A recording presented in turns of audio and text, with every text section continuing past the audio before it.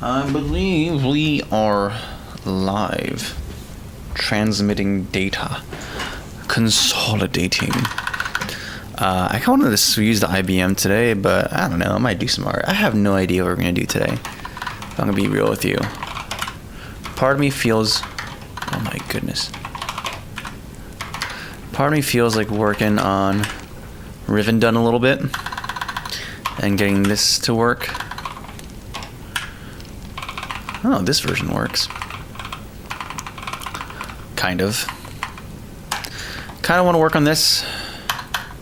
I also kind of want to work on new, like making this overlay thing I've talked about before.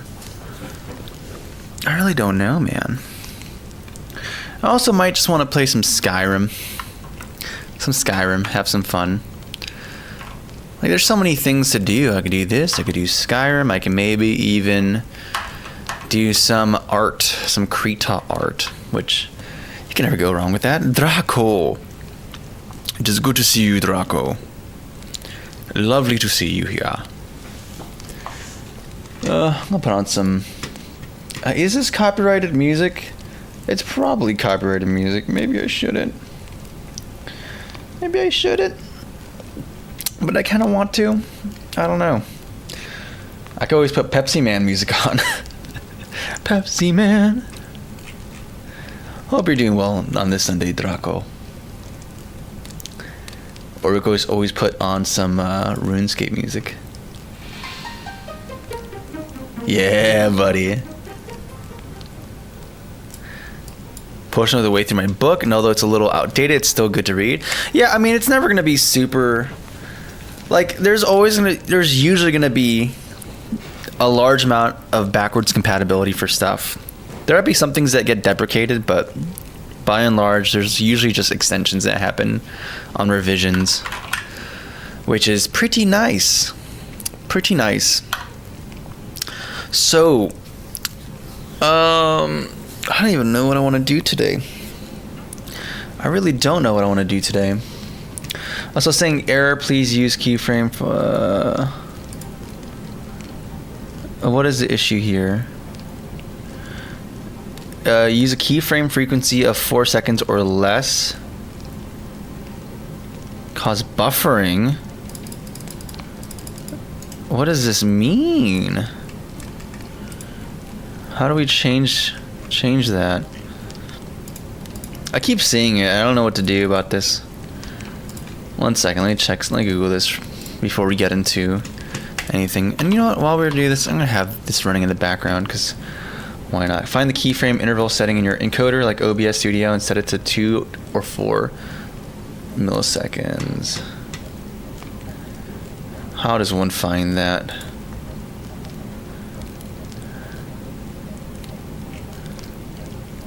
Restart the stream. I don't want to restart the stream. What settings do we have here? Back recording linked.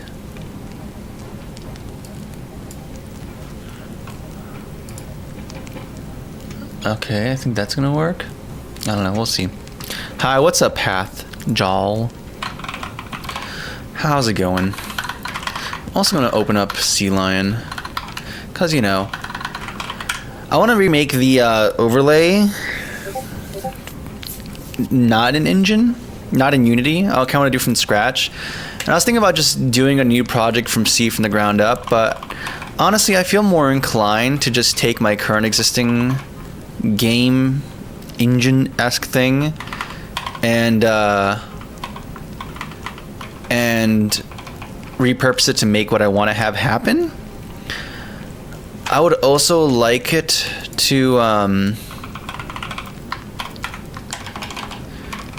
I'd like to rework some things to be C-esque. Like, eventually I want to make it just full on C, but we'll get there eventually. Yeah, GFLW. Like, honestly, like, how much do I actually do here? Like, I have this whole... there's like this little extra complexity I have going on here because I have I have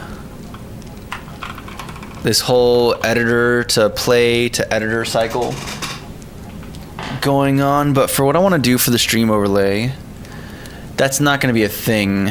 We're not placing or manipulating the scene, we're just executing said thing, you know? Like, you get what I'm saying?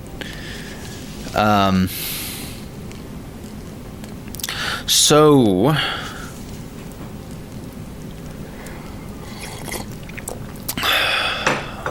a lot of possibilities here, a lot of possibilities. What is this? That's what I'm figuring out. Kusing Stum. I have a task. I mean, so there's a few projects here, right? This is not the normal game in 3 weeks thing. This is just, today we're just doing coding and other things for fun. So there's 3 projects we have here. We have this Riven Done project I started a long while ago that I just kind of stopped doing stuff with. That is meant to be a task management application that lets you create tasks and then, you know, do stuff with that. What's up, TST? Or TST. Is OG? Yeah, brother. I'm glad you dig it, man. Super OG. So there's this project. There's also my game engine project, which is just me making my own engine. Now, that's not what we're going to do today. What I intend to do is actually make a new overlay for the stream, and I'm just going to repurpose the code here to do that. Currently, we have this, where do I have it built? Is it stream? OBS. No, that's Loots. Where is it? Stream World. Yes, I have this overlay that's made in Unity, which is like fine. It's acceptable, mostly. Except like there's this weird thing that it just chugs any other game, like any instance of Unity I have open just starts chugging FPS like crazy, and I that's just not, I don't believe that should happen. So what I'd want to do is take this engine and repurpose it to recreate this scene I have here. And I believe that there's some other things I had. I can't remember what was the keyword or the commands to switch between things. But yeah, like this is, it's kind of ridiculous that this causes me to lose an order of magnitude of FPS on other projects. So I feel inclined to just kind of see if I can just recreate that entire thing. And plus, that'd be a fun way to kind of test a small project and see if it works to kind of test compiling it to WASM. That's kind of the stuff I have in mind. Quick breakdown. We just, in terms of what? I just finished kind of breaking down the thing. TLDR, I'm rewriting the application to not be in Unity and instead be in my own engine. Are you like, yeah, it's cool. And it's cool because that loading screen is like, the loading screen changes a bit depending on the time of day. So if it's daytime, it's bright and it looks like the normal thing you see in the browser, like in the website we have. Like if you go to cozycabingames.com, like daytime it looks like this, but at nighttime it turns to this, and it goes from daytime to this orange glow for the golden hour, and then it turns to this. So like it's super simple. It's not computationally, like it's very simple to do. So I already have most of the infrastructure done here to do this. So I kind of feel tempted to either copy this project and just do the change I want to do, and just make some minor camera logic to move the camera and sway, and that's like the gist of it. Or we can have fun today, live a little, and make a C project from scratch and kind of massage some of this logic in there. Because as much as I like working in an IDE, it is fun to just go straight, straight like Vim, and that's it. I really enjoy doing just straight Vim, you know? So we can either copy this project, duplicate it, and get this done probably like in like 30 minutes. Or we can be fun and cool and live and make a new C project. It exists. StreamWorld C. Okay, we'll call it C Stream World. Yeah, I bet that doesn't exist. Yeah, but we can, and it'll be weird because we're gonna have to figure out how to compile. We're gonna have to figure out how to compile to, because I use, like for this, I'm using Clang and I'm using CMake to handle all the libraries and stuff. But I need to figure out how to actually make a new build file. Get a new build script for this application. I wonder if making my game in just raw code means I've made it in my own engine, or is that too bare bones? No, I mean it's weird. Honestly, it's kind of like there's a weird line when it comes to like engine versus like framework and stuff like that. But like if you're not using an off-the-shelf engine, you're probably going to end up constructing an engine of some sort to do the things you're going to do, right? Like, that's kind of the gist of it.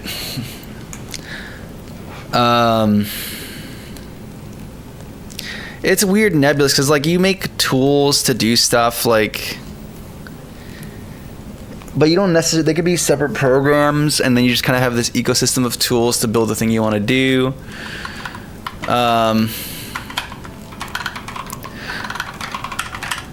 And then there's like, it gets more muddier when you can consider things that like Raylib, where it's like individual components, where you can use the whole ecosystem of Raylib to make your project, or you can just use some individual things here and there. But yeah, I'd count that as an engine. Nah, 60. You don't do that here. Nah, it ain't counting as an engine. Nah, I think it's worth counting as an engine, kind of. For the most part. I don't know, it's like nebulous, dude. Yeah, let me look at something real quick.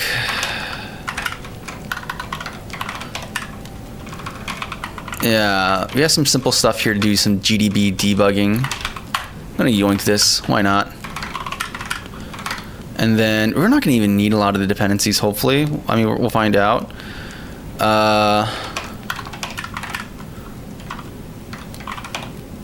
Oh, I hope this carried over. Yes, it did carry over.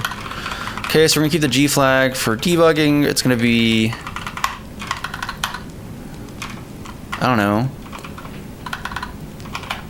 Cozy World. I don't know. And then this is for the math. This is for the LP thread stuff, which I may still need if I want to do some kind of basic inputting stuff, but I don't know. Okay, cool. And then, in fact, let's just use Ranger. Within the Cozy engine, let me try lifting some stuff. So we have GLAD, we have GLFW. I forget, like, how do you, this is gonna be a thing, isn't it? I'm gonna limit it. Yeah, because unlike the Riven Done project, I'm actually gonna use libraries to achieve things here. And I might have to do some other stuff, like use mini audio to do some basic sound effects. I mean, I do want to do the eventual move to this, but we'll see. If I can't get this working, if I can't figure out how to open up a window, then it's just GG's. I didn't even deserve to try being cool. Okay, what do we have going on here? So these are the things we need. This is not in a terminal, so I just have to kind of remember glad.h. And this is for the rendering. I have to figure out how to set up changing keybinds and building the menu for that as well. It's a whole options menu. What options I'm even going to have is just a VN game. It's old school. Thank you. I'm digging the old school RuneScape music, man. But it's too complicated for me. Just start with something simple, Legends. Everyone who's a programmer started with something very simple, like a simple text-based thing. Like, so much of programming is just boils down to simple, like... Okay, maybe it's not... How should I say this? There's a significant amount of programming that's kind of... like, human understandable, plain language. Like, you can use natural language to kind of describe some of the stuff. Actually, no, let's not...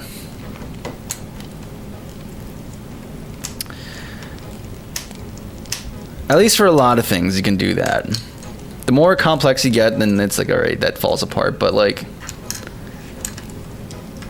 I don't know, man. Like, for a lot of simple things, you'd be surprised how much logic is very simple if-else type things, you know?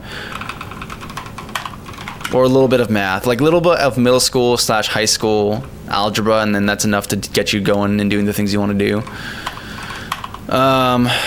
Yeah, Mat 4x4. We're using GLFW for this, right? GLFW window. Yeah. And then where are you called? Yeah, you're called within...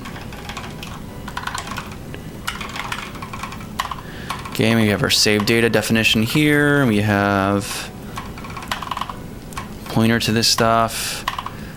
And then on creation, what do?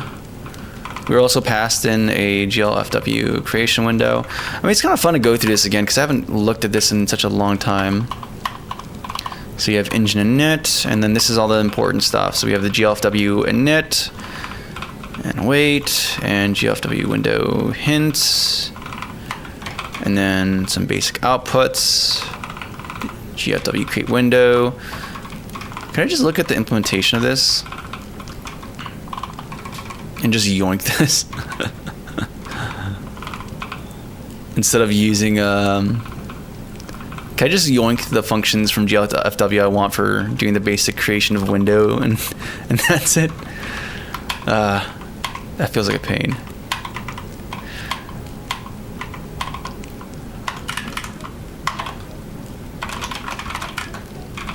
This is for main, right?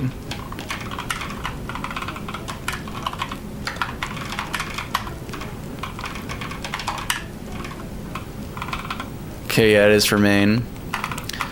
And we have glad.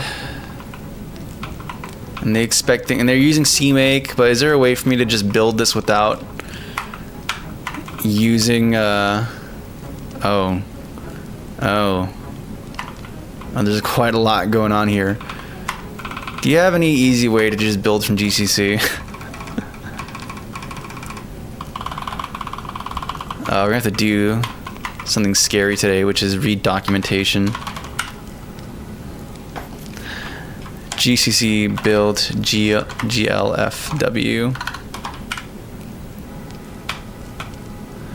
Compiling GLFW. I don't want to use CMake. Do you have a GCC for me? Yes, you do. With CMake and MingW.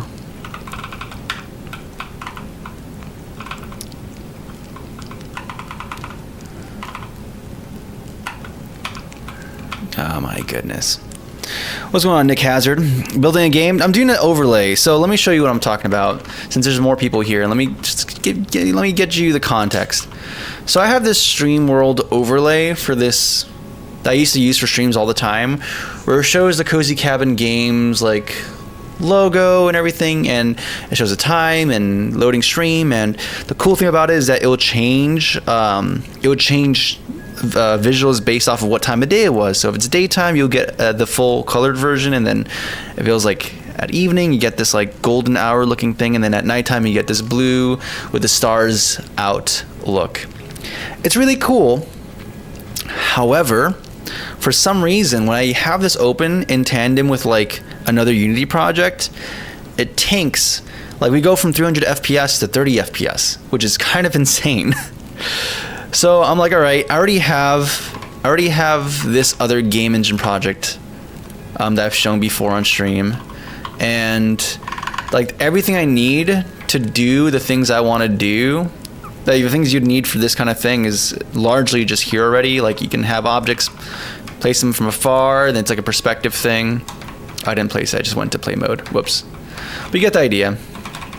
Yeah, I need to come back to this. I'm still writing the collision stuff, so it's not perfect.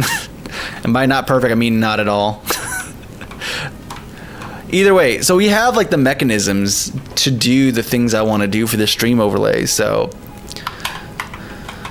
I kind of want to the options we have is either yoink this project and just, you know, modify it slightly to make this happen, or the cool option is to just make a new project, make this in C specifically, not C++,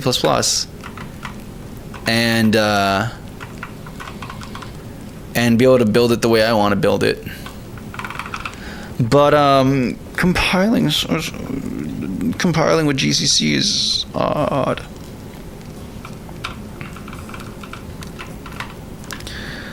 So that's what I'm looking at right now, is how to compile GLFW. It seems like I have to use CMake though. I can't GCC this, I'm gonna have to CMake it.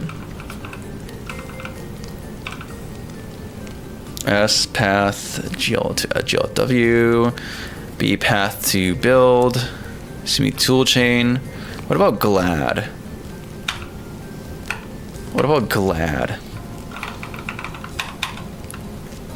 Let me catch up. Hey, what's up, Terrell? Good to see you, man. Howdy screwed up. Yep. You on Twitch? I used to be. I still have the Twitch account. I've been thinking about streaming to Twitch as well, but I don't know. I feel conflicted about doing that. I just don't like... I don't know. I have a bad taste from Twitch. I just kind of don't like the vibe of the platform in general. Not to say that YouTube is rosy or anything, but, you know, I just kind of don't want to. Also, good to see you, Morgan.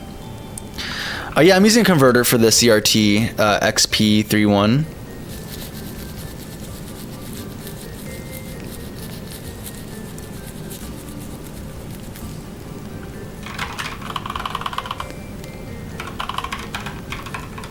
So anyways,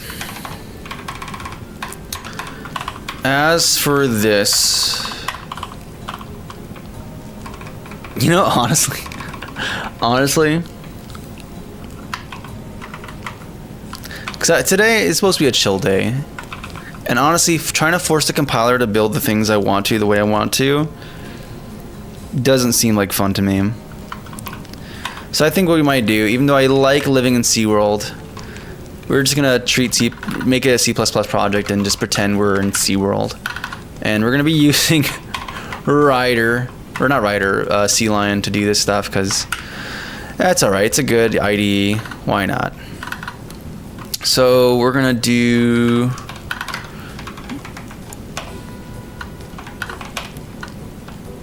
Is it not? I'm pretty sure it's called C. Oh no! 1 second.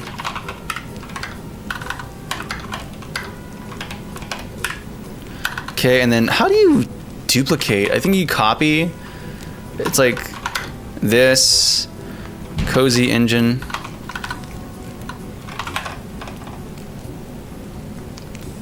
One second. I thought I heard a loud noise. Oh, did I not? Yeah, I'm in projects.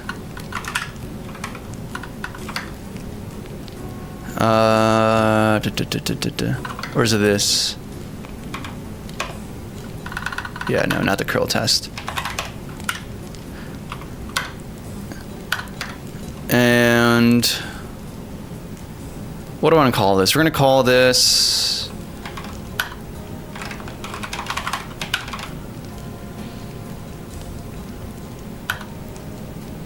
2, Electric Boogaloo.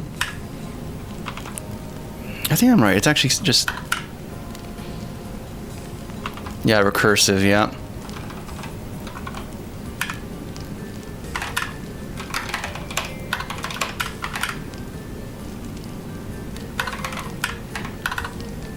Wait a second. Wait a second. The Stream World directory? Wait. I thought it was the actual original repository. No, it's empty. It's literally an empty C project. This is not the first time I've thought about doing this. That's hilarious. That's actually hilarious.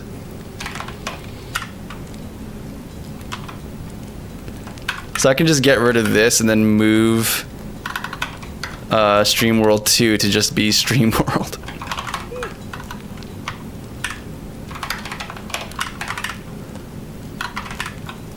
And we have, we have our data, lib, readme, source for the project. And we go to source. Yep, we have all the things there. Cool. Though we are not going to be called the cozy. I guess we're using, okay, I'll leave that for right now. Let's close this project and we're going to open a new one now.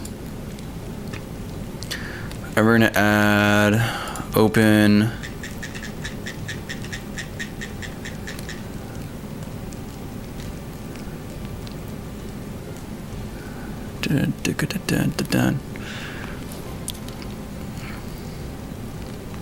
remove French Choom.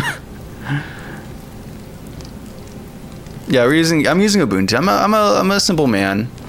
I've tried like Catchy OS and some Arch stuff. I looked at Bazite, but yeah, Ubuntu's been relatively the least problematic. Actually, Catchy was great.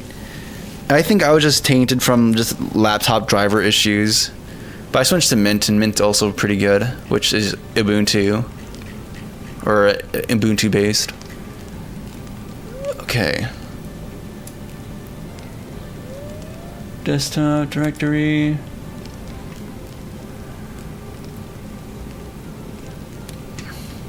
I'm sorry, what?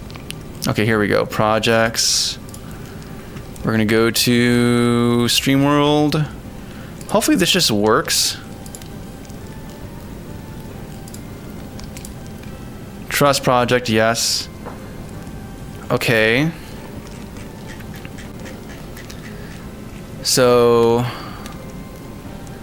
this just says the Cozy Engine. Can I change this so I don't confuse these two projects? Because if I look at the directory, Project StreamWorld, yeah. Let's see if it compiles.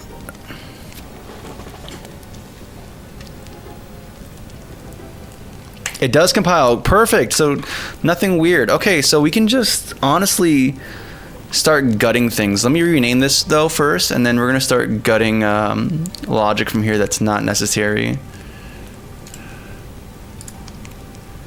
Or maybe I just don't have to do that. Yeah, whatever.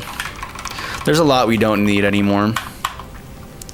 Like the whole engine thing, that's not really... We're gonna be cycling between this, so I can just ignore this. And then let me throw in the assets. In fact, we even have, since it's a simple plain text format for this, I could very well just kind of edit the files directly. Like actually, you know what? Let me, where are you? We're gonna go to projects, we're gonna go to StreamWorld, we're gonna go to source. Actually, no, we're gonna go to data. And then we have levels and this testing grounds, which is like this whole thing defines a tile and then the name of the object. But we don't have like, there's no player per se in StreamWorld, so we can just put the objects we want to have here. And in that case, we can also yoink the assets from the other repository. So we have Cozy Games. Here's a Unity project. We can go to the assets. Which does this show? It doesn't show. That's MP3. Do you show PNGs? You don't show PNGs. That's tragic. So we can go cozy cabin scene, and then we have our assets here. Like we have this transition. Do we have the actual stuff? Is it? Where is it? Materials. Ah, here we go. These are materials. No, that's not the textures. Okay, here's the PNGs. So we can just yoink everything here. And then go out, go to projects, go to StreamWorld, go to data, and then textures, and just splat this stuff over here. Yep, you have layer 2, 3, 4. I'm sorry, what? 4, 1, and then 4. What was my naming here, dude? Why is my naming so bad? ¿Qué hace? Estoy haciendo un overlay. Randomly stumbled on this. What are we building? Let me show you what we're building. Oh, never mind. J-Dope. Yeah, so I'm building a new overlay. We're actually recreating one. I have this overlay built in Unity. It causes issues. It causes issues for me. It's very sad. It's very sad. It works fine, but when you have another Unity instance, it goes from 300 FPS to 30 FPS. I have no idea why. The stuff we do here is not computationally intensive. It used to be like more involved because I used to capture the screen and project it into a texture in here, but I've gutted all that stuff, so nothing complicated happening, and yet it still chugs. So I said, you know what, screw it. We're just gonna write it. We're just gonna use my personal game engine or framework to make this happen. So yeah, that's what we're doing. So we're gonna do a simple test here. I have pasted the files into here. We have like layer 2.png, layer 3.png, layer 4. So 2, 3, and 4. I'm gonna have to figure out what else is going on here, but yeah, we're just gonna replace this with like everything's gonna be here, and it's gonna be layer. What is it? Lowercase layer. Sorry to flashbang you guys.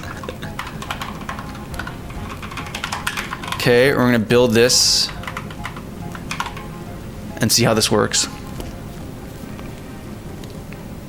I really enjoy the cozy font for the date and time. Oh, that's Motley. Motley, I think. That's what it's called. That's what I use for all the cozy cabin game stuff. Ooh, is this crashing? Could not find texture layer 4. Oh, is there an extra space here? Yeah, whoops. Okay, let's try this again. Okay, so like it kind of works, but it's stretched because it's not scaling with the actual yeah, so the way I do things, I kind of just force things to be squared. So the cabin exists, but the cabin exists, but yeah, it's a little deformed. It's a little deformed. That's cool though. That's cool. Oh, this is happening so fast, actually. Wow.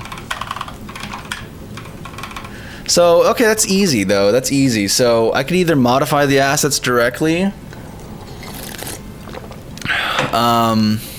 or I could, I don't know, I need to think actually. I can modify everything to be a specific resolution. Also, the player doesn't have to, the player is not going to be, the player script, we're not doing any of this business here. There's no state, the player is essentially just going to be the camera, which I think we're already controlling. Like, if I go to update, yeah, on update here, we have what? Game inputs, input, session data.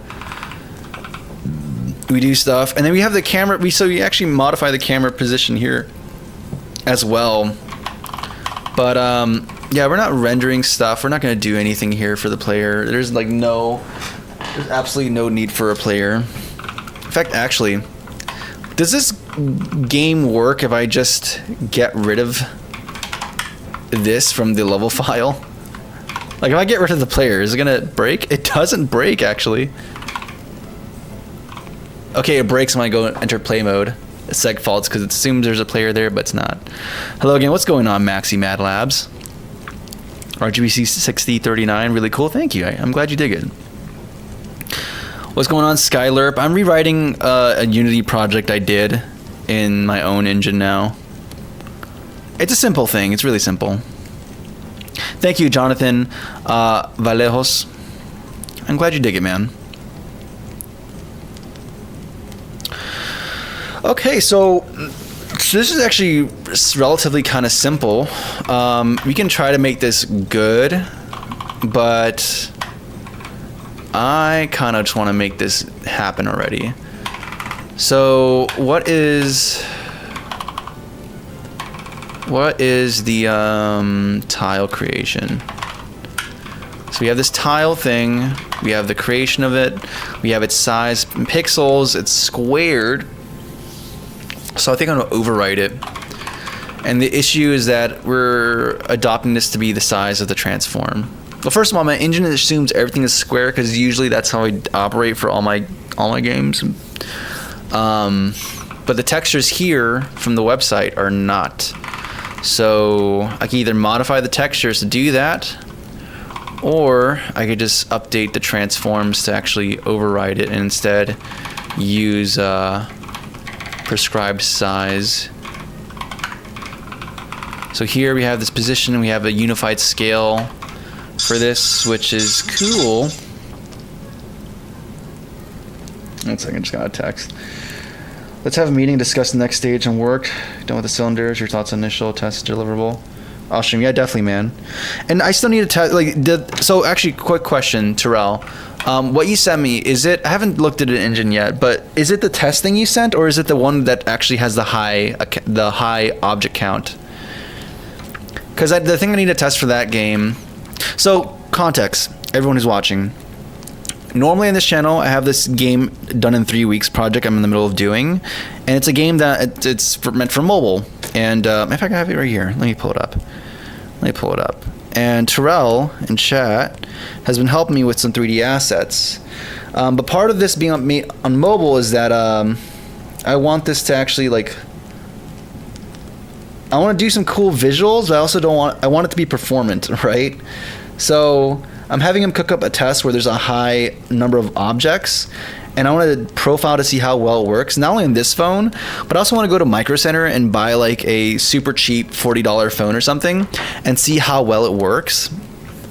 And then based off of that, it's going to kind of inform how we go about making it work. Because I don't want to compromise in the visuals, so it means I have to kind of optimize how we handle rendering. And there's some occlusion culling ideas I have in mind for this, but we're gonna get there. We need to first get data to validate any decisions we make as far as this is concerned. So yeah, that's kind of where we're at right now. And that's why I asked. Test one, but I can send the high object count tonight. Sweet. Yeah, when you get a chance, do send it to me. That's the one that's much more, far more important. So just to iterate, both should have. What we talked was having two. One that's just all the meshes baked into one. Or is a bunch of individual objects, and another one where they're actually baked into strips. Either way, there's the same amount of geometry that exists. So, but yeah, that's the most pressing thing, because that's what we already validated the shader works. So that's the only thing that matters. That's the next important thing that kind of matters. All right, we have this function that produces a transform ticket. We have this request transform, and we provide a scale, and in here we have another function here called request transform, which is like an overload that has a version with the position, const float scale. Okay, but then we have this matrix we modify here, and we have a uniform scale. What I want to do, and I think should be fine, is just modify this, copy this, and just make a overload that has like, oops. Where are you? There you are. Yeah, have a modified version of this that takes in a float. I forgot. It's been a while since I've been here. Did I call it float 3? Yeah, it's a float 3. So it's going to take in a const float 3 scale. And this bad boy is going to be .x, .y, and .z. The z is of less importance, but why not? And I believe this should be the corresponding thing. Let me look here. Yeah, I believe it's x, y, z. So yeah, that looks correct to me. Cool, so now we have this overload. I can yoink this function, and we're gonna go into tile, and instead of calling this, we're instead gonna be calling, let's see here, get texture, play animation. Where do we request transform? Here we go, we request transform, and instead of size, we're gonna be providing a new float 3, and it's gonna be what, 1920 by 1080 roughly. I believe that's how I do this.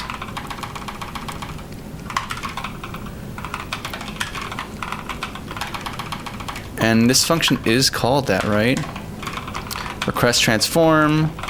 Oh, and it requires an index. Okay. That's if you already have an index. This one does not have an index. Is there an update transform? No, that'd be dumb. So we have this one that assumes you have an index. Yeah. Okay, so I need a version of this that's gonna actually, there's an overload of this. How do you work? That's not the overload. Don't lie to me. I'm not crazy. There's this one. There's gotta be one that iterates and finds a first free one and provides that. Yeah, this one, request transform. Yeah. And it does this whole thing, and then this is kind of, that's like moving, this logic doesn't have to be, this is dumb. I'm gonna go through this, I'm gonna CFI this stuff. I'm gonna like make this not, we're gonna do stuff here. We're gonna clean up these streets, okay? We're gonna this is not a good way of, I don't like this. I don't like this at all. So we're gonna fix this. Where is my, yeah, we're not doing the it is reserved. We're gonna iterate through them, find the first one that is free, and then we're gonna not do that, but instead index is gonna be equal to -1, and then if this, it's gonna continue on, otherwise it's gonna set index equal to I, and then break. I believe that's how that works. And then like if is, or index equals -1, we throw this, yep.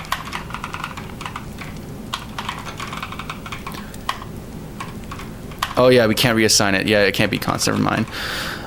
Yeah, so we throw if index is equal to -1, and then we continue on our merry way. We reserve it, saying that this index is true, and then life is good. Life is good. And then we return a transform ticket. Yeah, this whole design is like stupid, man. I need to fix this. Oh man. I literally just finished my own Ergodox 5 minutes ago. Let's go with the real. Yeah, Ergodox are great, dude. Snake! Can you find love on the battlefield, Snake? How you see clearly on a CRT monitor, you just gotta get good eyes, man. Actually, my eyes are terrible, but that's always been the case before I started using this.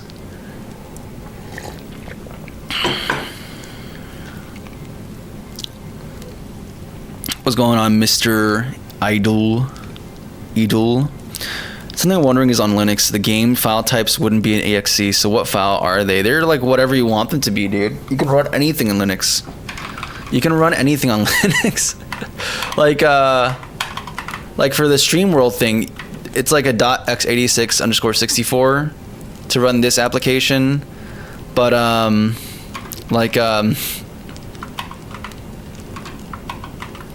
sorry, I believe I...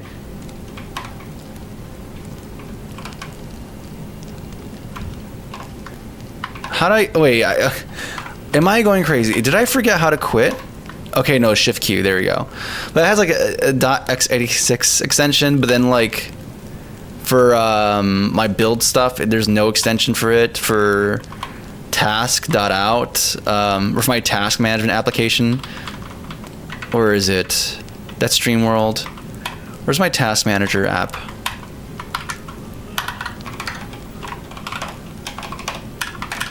Yeah, if I run, it's just task.out. That works too. You can use whatever you want. You can even have no extension. Like in my build script. Like I could just do // and then build. And it's going to build the application. I'm sorry, what? Oh, wrong file. You get the idea. Where is it? Yeah, here it is. Yeah, it's just .build and there's no extension to it, and it will just execute and build the application. So in Linux land, you can make your own. It could be any extension or no extension. Now, why are you mad here? Cannot convert braced fell because valid index of type uint. Oh, it's a uint. It's a uint. I forget. So I can't just do a int. It's a u integer type, which cannot be negative. So what can we do? Is there like a uint dot max? I know in C# you have the dat maximum value. Okay, this is fine. This is fine. We can keep this as an int, and then I can cast this to a uint, and that should have no ramifications across any systems whatsoever. Let's see here. So let's just see if this works as I envision. Oh wait, we haven't done the thing, have we? Yeah, we haven't done the thing. We modified this function. So we should unmodify it.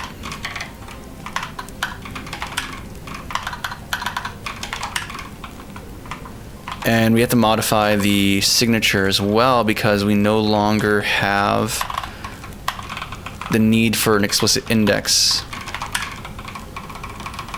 passed in, since this is going to request an index. Okay. Close this. Save. Let's try rebuilding it. Hello, friend. What's going on, Shuv? Where do you find the monitor? It's pretty. You can find it pretty decent. It's at I found it at like a vintage festival. Actually, at a vintage computer festival. So, am I seeing any changes here? Not really. Still looks very stretched. Yeah, I don't like that particularly. I don't like the stretching.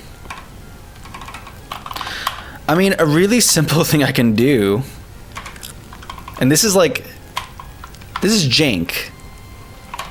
But at the same time, who cares? This is not a commercial product I'm making for people, and I can deal with these problems later. I could just go into Aseprite, and I can just go into projects, go into StreamWorld. Where's the source? Here's the data. Go to textures. I could delete most of this stuff. This is like for the other game. And I can just, go to this, for example. And we can do this cool hack. Hack. Where we just make it 1080.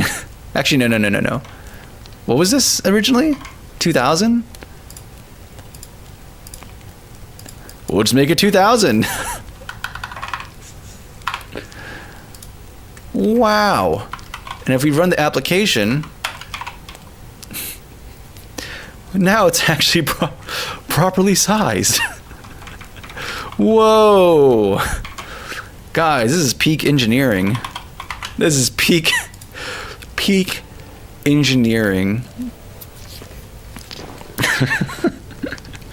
I'm pretty sure the issue is that I'm not like updating the renderer as well to use a non-uniform transform scale, but who cares?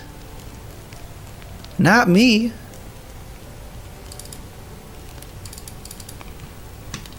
I paid for the VRAM. I'm gonna use the whole VRAM. Okay?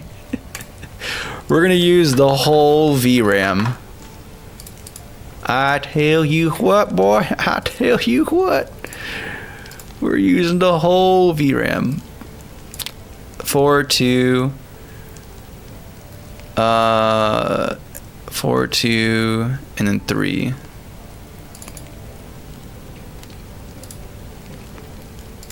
Canvas size.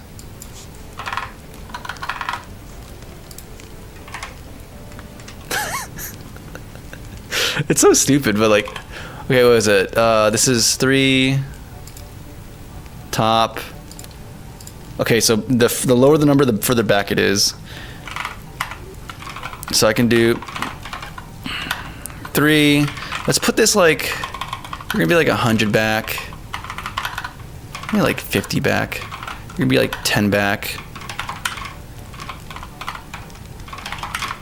And we go into our, run it.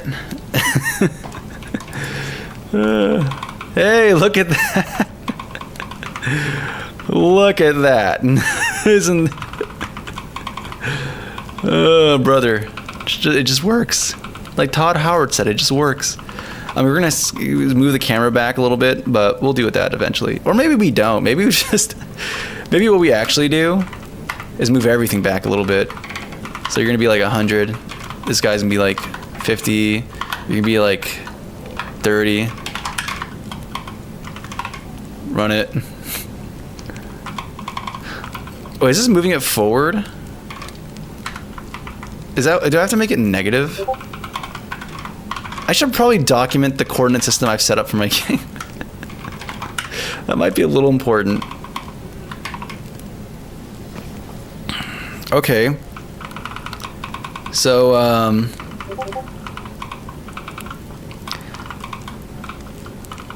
things are weird.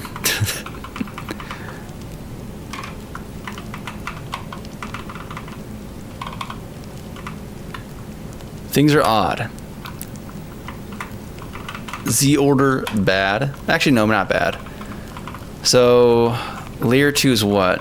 What's layer 2?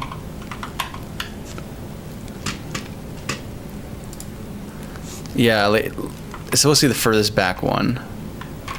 So I actually have it backwards.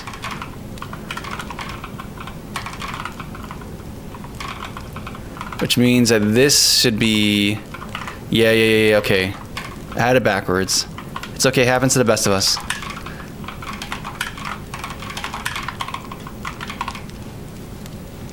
Okay, there we go. Okay, there we go. That seems more accurate. I think we can go a little bit further back.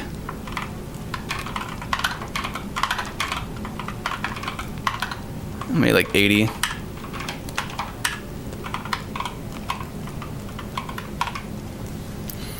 What's going on, Max Mad Labs? What text editor are you using? I'm using CLion.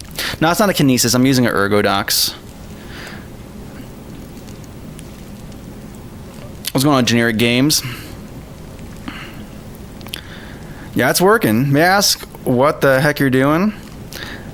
We're working. Okay, I'll answer this. Is that Aseprite, right? Yeah, I'm using Aseprite. So I have a overlay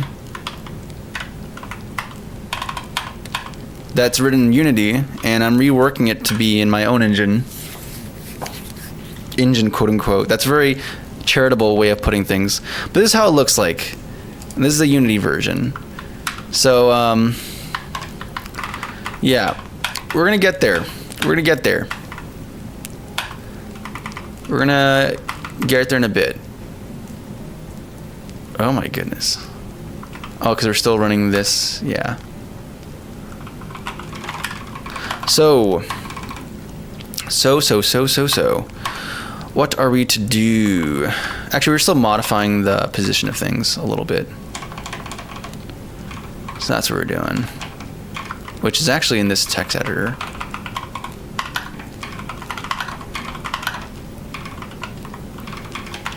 So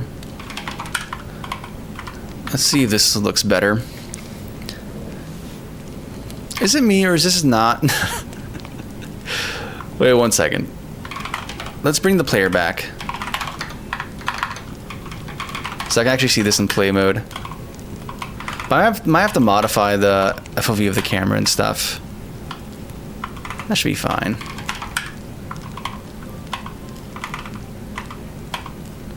I don't need this. Why do I have that here? I have like too many tabs open or too many windows open.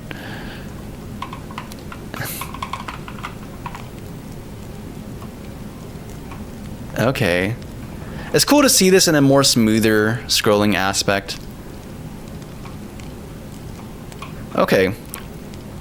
Yeah, a little further back. But I think our changes are actually being applied here.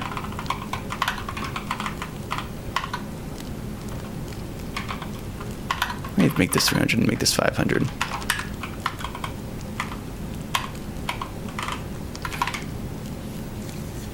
How many games are making? I have a lot of games in the docket, man. I'm not gonna lie. I need to work on. Well, that's what we're trying to do. The whole game in 3 weeks thing is meant for me to just get a game done, and stop, like just to stop be focused on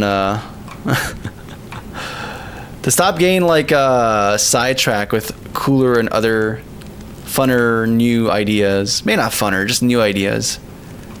New ideas excite me. Okay, this is cool though. I'm liking what I'm seeing here a lot. This is looking very nice. So I'm gonna get rid of the player, and we're just gonna have like a simple camera control thing that's just gonna do the oscillation that we have in the other application. Let me add the background while we're at it too, if I don't already have it here. And then let me just get rid of because we have a bunch of stuff from the other. Okay, let's not break stuff though.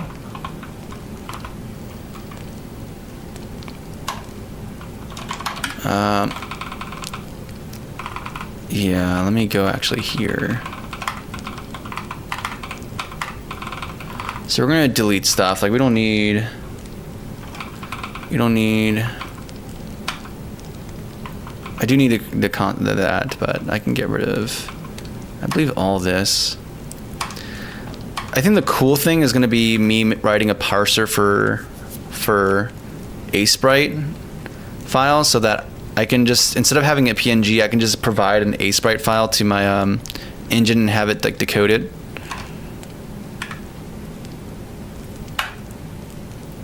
Okay, cool. These are gone. Grass, hand, idle down, jump left, right.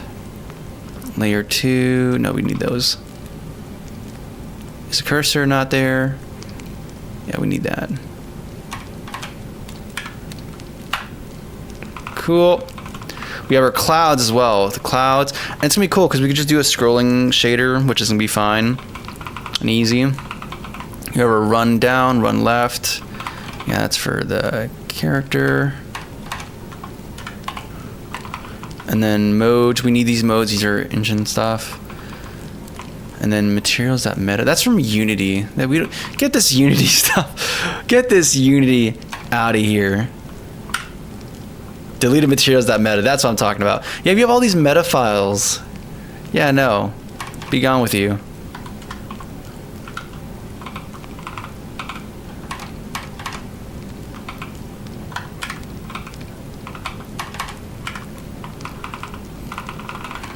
Nope.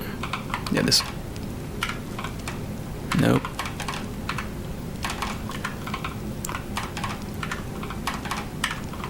Nice. Okay, so we have our... Don't need the arm segment. So I think we have the bare minimum of what we need.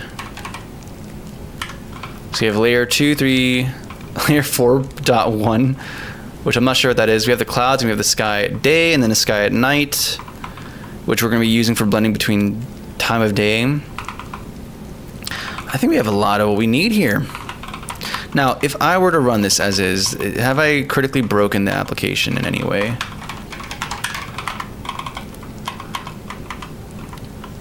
Just as is. Can it open an editor? It does open an editor. Perfect. Okay, we can't go into play mode. I'm aware of that. But we at least can still open editor. Cool. So let's actually add the rest of the files here. Parallax, part of it, yep. Hey, friendly advice, don't overdo the games, maybe 2 games maximum, because the fans might ask for updates and those would take more of your time. Nah, I'm gonna do the games at my pace.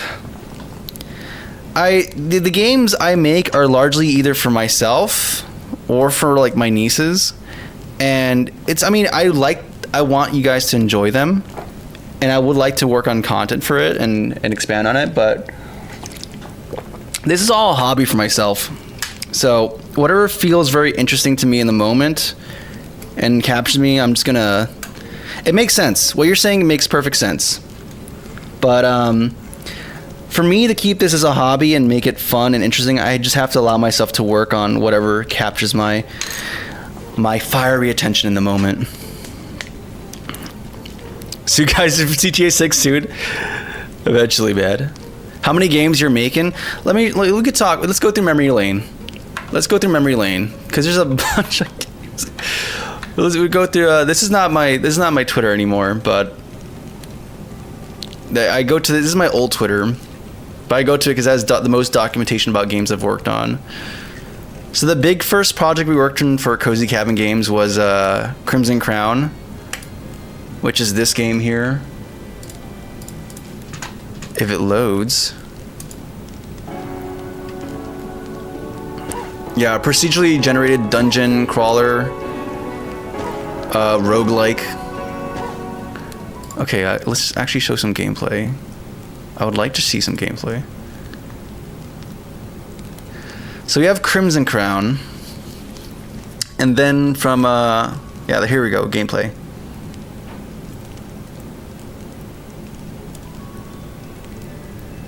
Yeah, I love the art and music I did for the game.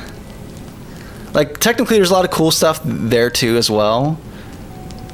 But I think visually this game is really, my boy Greg did the animations for the character. Or at least the most of the enemies. And the character. I did like the environmental stuff and UI and whatnot. But yeah, so there's Crimson Crown. That's game 1. Game 2 is another one called Messy Mansion. I'm gonna go to the Instagram because I think I have more videos there. Let me see if I can find it. It's gone through so many changes because we ended up I switched to using my own lighting pipeline that isn't Unity's to get very specific look visuals. Yeah, like we have.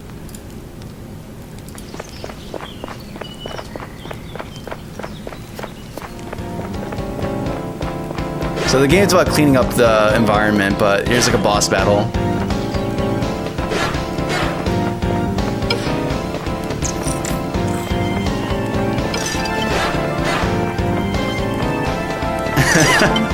prototype's on Newgrounds as well, an old prototype of it.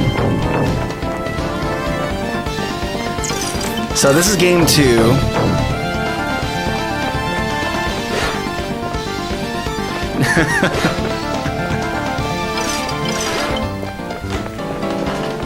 Oh man, I love. Yeah, we're gonna get back to this. So that's game 2. Game 3 is what we're doing right now, which is Fight and Flight Deluxe or 98 or whatever, where it's like a rotating shooter game. Yeah, this one right here, which is still very rough. I'm not sure if you can see it that well, but yeah, it's a sequel. It's a remake of another game I did a long time ago. And then after that game, I want to, and more look at Messy Mansion, I want to return to work on another game project I have in mind, right? I started a long time ago called Dot Dungeon, which is like this, again, procedurally generated dungeon crawler, but you have this board of dots, and each dot corresponds to a different ability. And the larger your chain of dots are, the more strong that ability is. So you can do red for fire, and then gray for slash or sword attack. And I'd even have some other things like in the game you can unlock special dots that if you get to use them, it activates a cool, even crazier ability, and you can customize that. So you can't control the state of the board, but you can control what gets added to the board. And this is another game I want to work on after this one. I'm not sure if I'm ever going to get back to... I don't know, Messy Mansion's cool, but I also just want to... I feel like Dot Dungeon feels so much more... I don't know. There's so many things I want to do and complete and finish up. So, and then there's also the Game Engine project. That's game number 4 or 5 at this point. I don't know, which is if I can go back here. Do we have? Okay, I already switched off of it. But it's a Game Engine I'm writing to make this 2D platformer, Mega Man X kind of Castlevania type thing. And the reason so all these games are cool, but I really want to transition to my engine already and not use Unity or anything else. So like, there's a part of me that wants to, after this game, prioritize doing Dot Dungeon from the ground up in my new engine, not the Castlevania one, but just Dot Dungeon. I don't know. We're gonna see. We're gonna see what happens. What tickles my brain. But yeah, there's a lot of a lot of things in the pipeline. Oh man. Just back. It's just nice. It's here. I'm enjoying the narration soothing. Thank you, Maxi Mad Labs. I'm glad you dig it. Why does CA Line look like Vim? Custom GTK theme? No, I'm just using normal Grubbox, and I'm also using the Idea Vim plugin to get Vim motions. I enjoy just watching and getting the ask code related question as someone learning. Let's go, dude. I wrote something similar for my game engine, having layers and whatnot parsed from a file. It's very polished. That's sick, Kay. You should post it sometime. It'll be cool to see that. What happened? They're still in progress. I'm still working on them. So like, part of it was like, so Crimson Crown, I switched off of it because it was like a very ambitious game, and I made a dev kit for it, but that dev kit hadn't been battle tested at all. So I decided to make another game, Messy Mansion, which was originally supposed to be much more simpler, and on paper it is much simpler, but that got like, I started beefing up my dev kit and adding some cool custom graphic shader rendering lighting pipeline stuff to it. But that's also taking a long time, and I've kind of felt this malaise of like, hey, I just want to get something done. So I started this 3-week game project, reworking a game I did a long time ago, but, you know, using my dev kit. And that's in the progress right now. We're on day 13 or 14, I think. So it should be hopefully getting done soon, hopefully. And once that game's done, I honestly don't want to work with Unity more. I really just want to do the jump to my own engine. which sucks because we have a lot of work done in the other games. But so I'm not sure what we're gonna do. Either I go back and just try to finish all my Unity projects and just be done with it, or I just say screw it, do the engine, make a game in it, and then start the process of reworking the past games into this engine. I don't know. We'll see. I'm likely just gonna stick with Unity for the other projects and just wrap them up. Maybe have 2 projects running in tandem, one Unity project and then one game engine project, so I can have a morale balance. As for Dot Dungeon, the Dot game, I started that before I got hired to my current job, and they kind of died because I was not as good of an engineer during that project. And so if I revisit Dot Dungeon, it's going to be from scratch no matter what. I'm not going to use the game as it was because it's just, I wasn't very knowledgeable about design and architecture and all these kind of things. So I think that'd be a fun game to use for this kind of engine project. And it's nice because it's going to be in that, it should be very simple visually at least. Though the biggest thing would be like figuring out how to compile my engine onto Android. That's going to be a project or a whole thing on itself. But once we get that working, I think it should be pretty chill. We'll find out though. On my jam, like Planet Defense, I love those games. I have not played a tower defense game in such a long time, but I did remember enjoying them a lot. Honestly, just thought of building my own game engine just for my VN and C++, so I don't have to use stuff to make my game a desktop game, but the engine can wait. Yeah, I don't like C++. I don't like a lot of C++ features. I'm moving to this thing of just, I started this task management project a while ago that's purely in C with no dependencies outside of like, OS stuff. And I actually really enjoy designing and architecting my project like that, like as if it's C. So I think I want to do a rework of this engine to be like C++ technically, but idiomatic. But as far as syntax and structure and everything's concerned, it's going to be a C project. Yeah, I don't know why it says 12 December. This is like broken.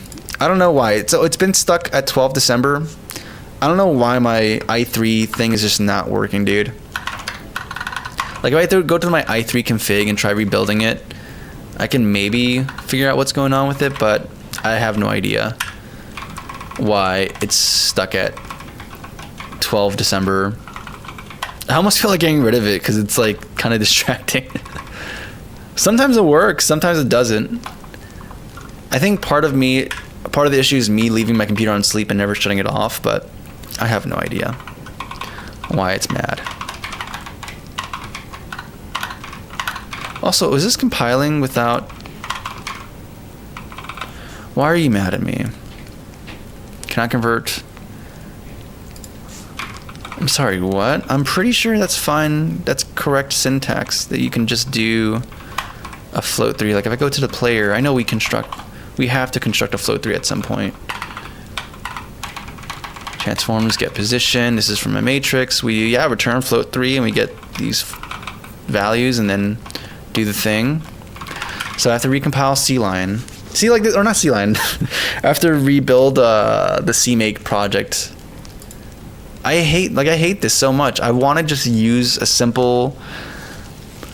I don't want to use CMake. I just want to do a simple build script. Oh man, we'll get there. Please help me. I think I'm losing all knowledge in web dev, and my understanding of React in depth is also bad. I'm sorry, what? Hey, do you do web dev? I'm a normal KVL web programmer with my SQL Express, React, and JS knowledge, but nowadays I use AI to do most of the work. I'm scared my fundamentals are becoming very bad. Help. I think I'm losing all knowledge in web dev. Yeah, the easiest, the one thing I could tell you, the only thing I could tell you is just don't use AI. And, like, just do the drudge work of like, okay, we're gonna read documentation and learn stuff. But I don't know. It's web dev is also a different kind of thing, because a lot of times it's like simple, not simple, but it's like data plumbing things, and I don't know. There's like it's just like very specific, not specific. How do I describe this? There's like knowledge that you come to by having a basic schema in your mind of like a certain problem space. So like you can pick up a new programming language, and you can largely, if you know programming already and a few other languages, it should be pretty simple to kind of understand it. You're just learning syntax, and you can get something working. So there's like that kind of stuff. But then there's things that are just like, okay, this is very esoteric and just very specific, and it's not tied to any particular like logic behind it, but rather just a matter of, hey, you either know the thing or you don't. But even then, I think there's some value in learning that stuff and not relying on an outside source to accomplish those feats. Is this actually fine? If I go to my tile, I don't see the error anymore. So yeah. Yep, this is good. This is good. I can produce a float 3. I mean, this should not matter anymore because we're just doing the uniform scale thing. Which is kind of making me a little concerned now, because this should have deformation since we corrected the thing before, but I guess it's like it's gonna have the same result. That's why.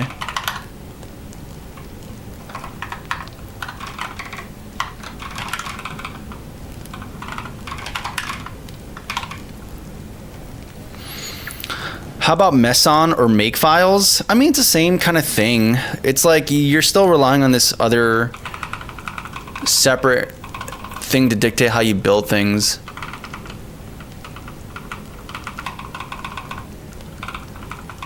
And like for me, for like my own fun and recreation, I like having minimal dependencies on like, or minimal abstractions even.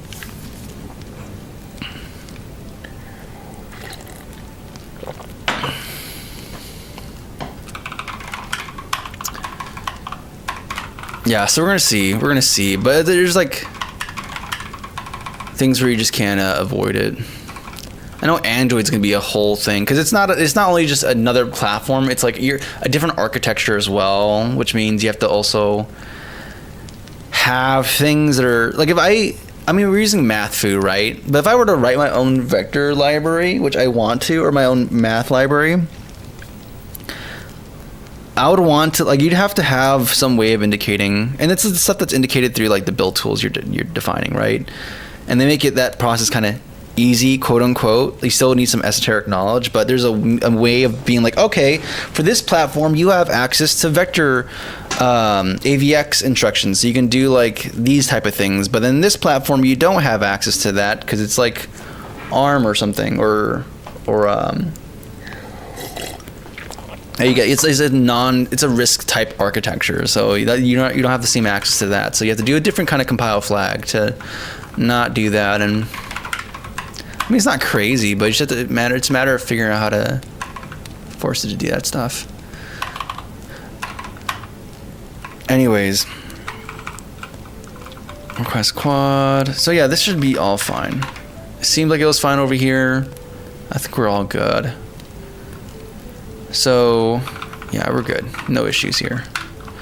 Okay, so now with that out of the way, let's start the process of just gutting the player and removing them from, like, let's even just get rid of the existence of the player. Like, we have this whole layer state or game state, or no, level state thing.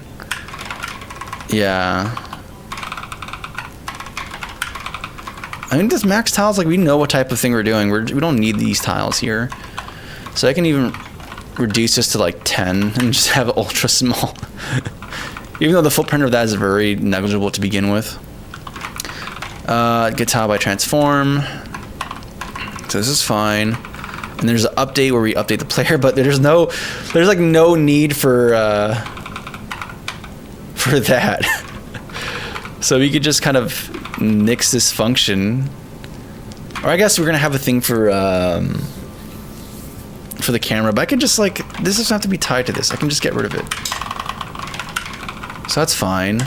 The player, we can just kind of GG, VG, delete. Actually, is there anything that's important that's going to have ramifications outside of this? It shouldn't. Yeah, I don't see anything else. So we're just going to we're gonna do this fun thing of just deleting the entire file. I'm not gonna delete the file, but I'm gonna do it eventually. And let's just see where all the fun compiler issues pop up. Yay, I love my compiler issues. So we have it in level read write. Oh yeah, because again, this is assuming that I want to actually do level modifications, but we're not going to do that. We're not like editing levels. We're not designing stuff like that. So I can just not do this at all. What is this function? Level read write. We don't need this. Get out of here. Get out of here with that. We don't need your smelly level read write. Oh, we do need we do need read write. We need to read from a level file, but we don't need to write to it. To string, contents, level max string, get player instance. Why do we get the player instance during to string? Oh, this is converting this to a string. So this is for writing back. We're converting a level state to a string, but we're not doing that here, are we? So I can just get rid of that. Write level, nope. No such thing is happening here. Nope. We only read load levels. Process, what? Process line. Oh, that's for doing stuff. Yeah, we don't need that.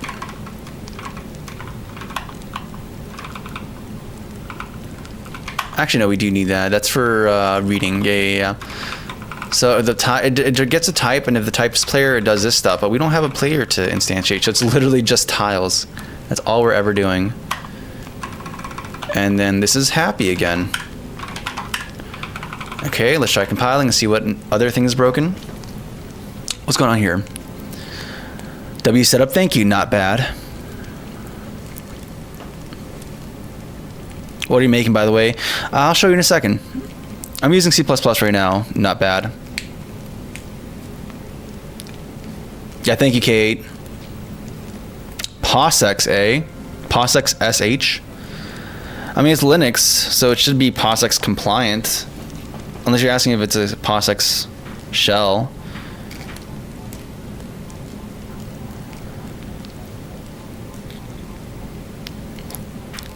SCP containment breach. You didn't tell us why you hate Unity Engine or why you would change it.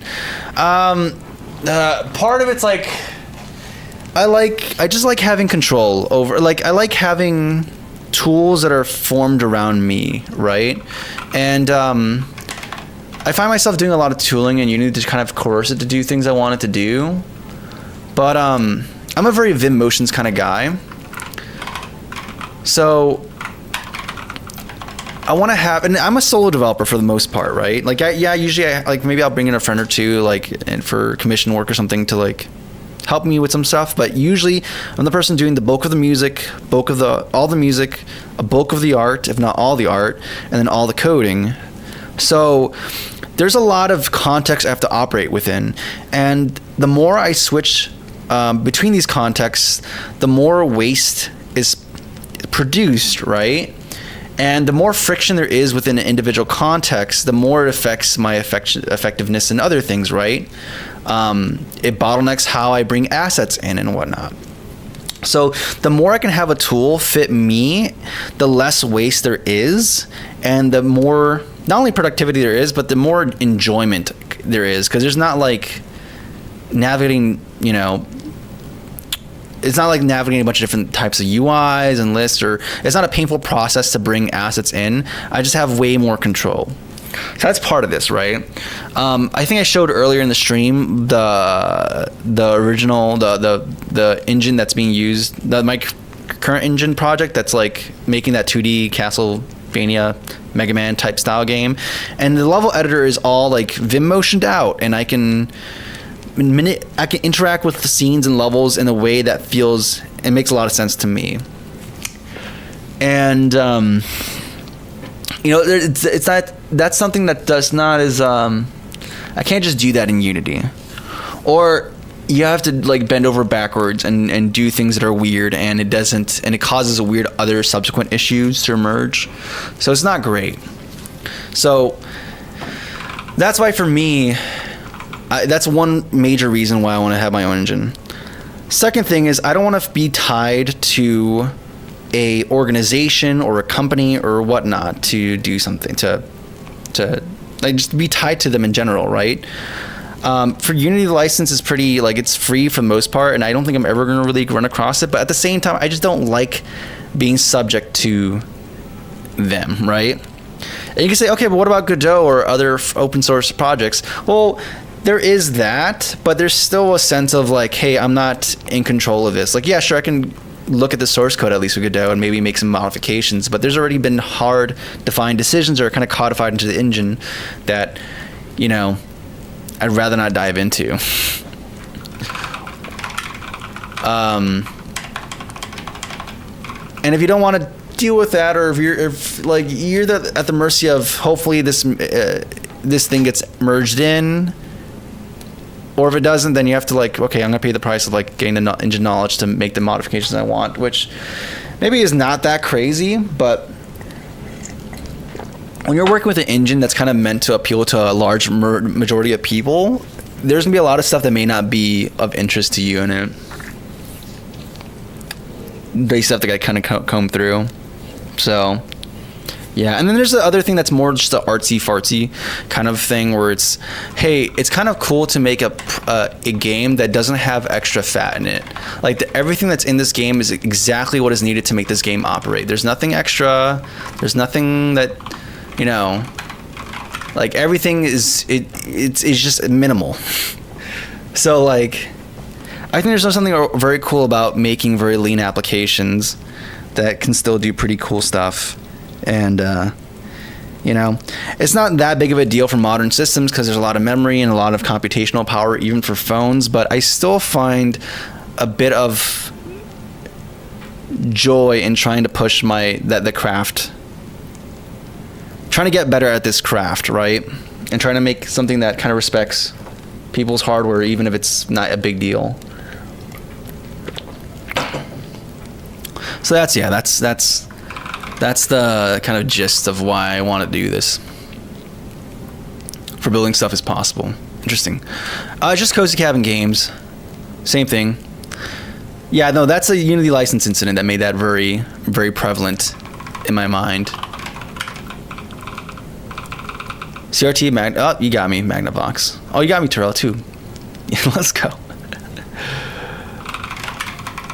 So yeah, that's kind of the long and short of it. And besides, it's just cool. It's cool.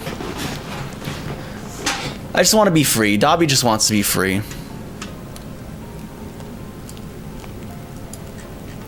And that's the desire I have. Level module. What's going on in level module? Okay. So this is level module.cpp. This is for having state of this. We don't need you because we're not writing set.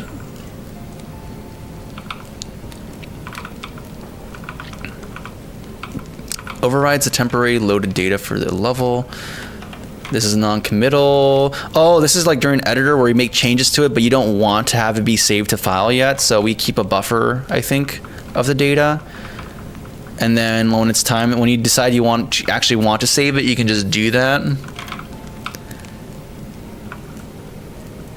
Okay. That's not a thing though that we're gonna be worrying about. Yeah, we're not writing level state here. That's not happening on my watch. This is a purely just interact thing and that's it. Okay, and this is happening in here. Yeah, there's stuff that doesn't need to exist anymore. And then here we go, have input module. Now this is interesting. Why is the input module not happy? Why is the input module not working?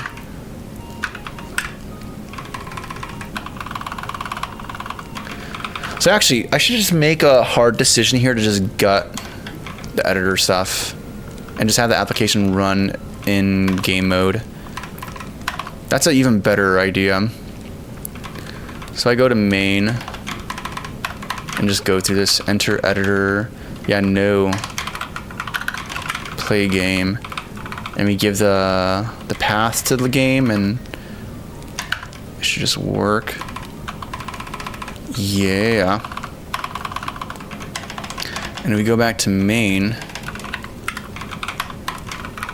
We do like this whole engine create and an engine. It's not Astro Gear now. It's gonna be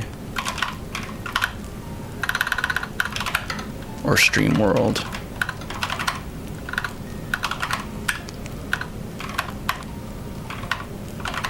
Yeah, it's fine. Actually, I want this to be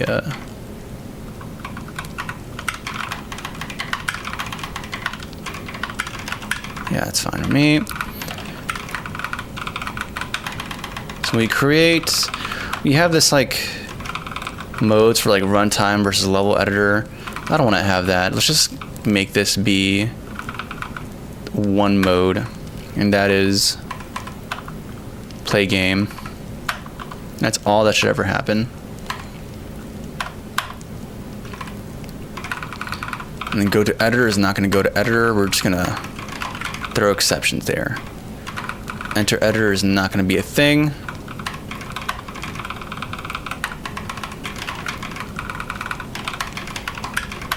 Sorry, what? Oh yeah, just exit application. That's correct.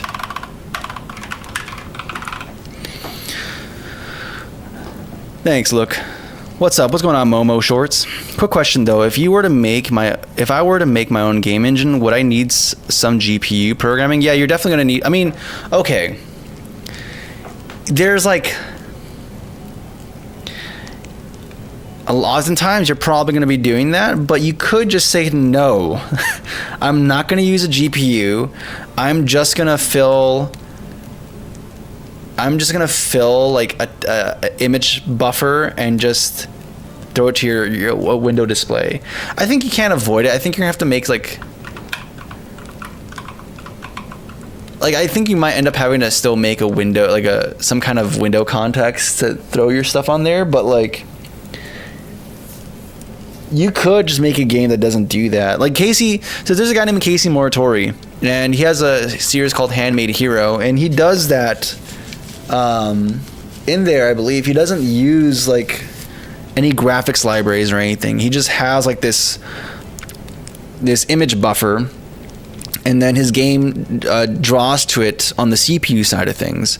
Yeah, it's slower, because you're not utilizing the parallelization fun that is GPUs, but actually a bunch of different things about it. But either way, you could just do it. Like modern hardware is actually kind of fast enough where you could just do software rendering and have it be fine. So if you want to make something, you can do that. But otherwise, in most cases, you're gonna be working with some graphics code, and you have to choose your graphics API, and then you're gonna have to write shaders for defining how you're gonna handle your vertices and how you're gonna fill in your fragments and all that kind of stuff. Or NVIDIA has their new thing, the meshlets and I forgot, like it's a mesh render or mesh shader. I don't know, something like that. I don't know enough about it. But you get the idea. So we can just get rid of editor, because I don't think we need this at all. We're just breaking the... But that's the fun, right? I have the power to do that. I could just say, like, hey, we're not going to have an editor, dude. We're just going to have, like, the game.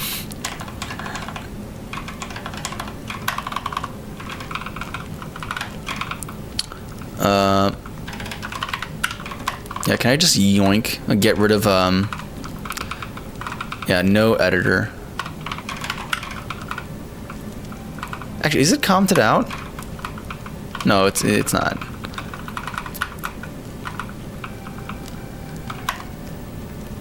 And then we have I know the editor has some additional stuff like commands and whatnot. I'm not significantly far enough in this to really have, okay, let's see what's going on here. What's going on here?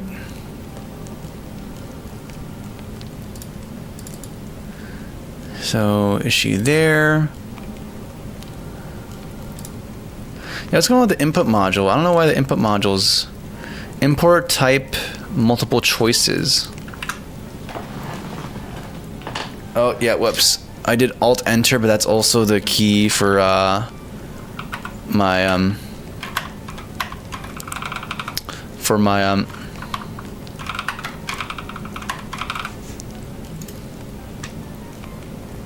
i3 window manager. What's the thing? What do you want me to do?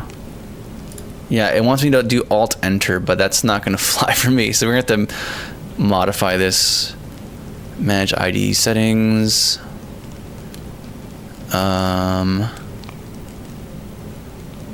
Where's shortcuts? There's got to be it. I think it's just settings. I can just go from there. And then where's shortcuts? Key map. Can I just type it in Alt plus Enter?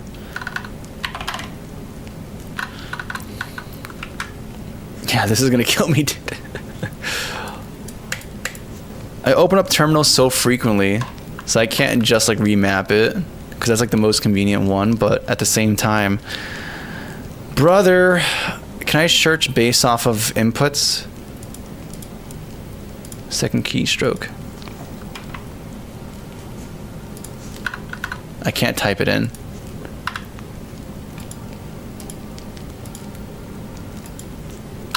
Okay, I can do it one at a time. Nope. No, that's Enter. No, that's the Windows key. That's Home. I know I have another Alt here. Or does it not discriminate between... Oh, man. It's Sea Lion. Quick question, though.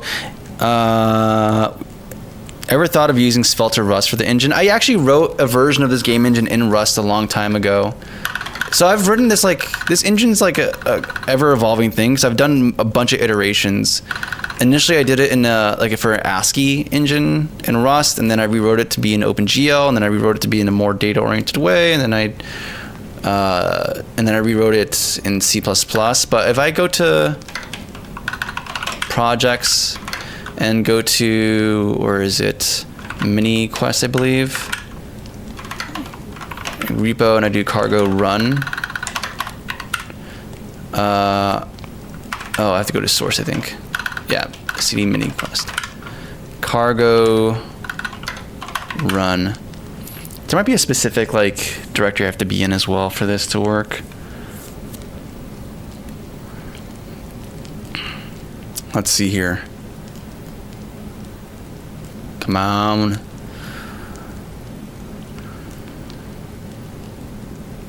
Come on, build, buddy, build.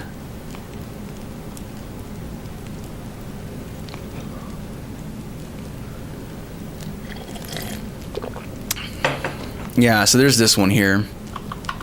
So this is written in Rust.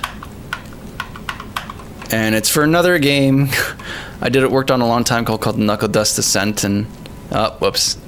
Invisible Collider. Whoopsie. But yeah. Yeah.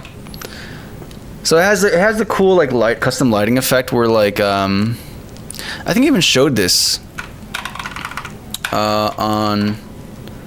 No, we're not doing Skyrim tonight, I guess. Where's here? Nope. Do I not have another window? Oh yeah, 5 here. Yeah, I think I have like a video demoing this Rust version of it, because we had a custom like lighting thing. Yeah, here. So you had like, it's using a shader where we have it doesn't use normal maps. It does like this thing on the fragment shader to indicate like, hey, is this gonna be rimlet? So if the light source is like to this behind, or like to the edge or tangent to the player or behind, you get this rim lighting effect on sprites, and it's different colors depending on the light sources. It changes with the light source and everything. So yeah, that's like the rim lighting effect for there and for this, and we have a version of it, another version of it here where you see it in the game. Yeah, in the custom combat thing. But ground didn't stop gravity yet. Nope. Yeah, because I'm doing a weird thing. There's actually, like, you can see there's a crate behind here. So that's actually what's providing the collision, not the environment. So there's holes here where there's no crates, so you fall through it.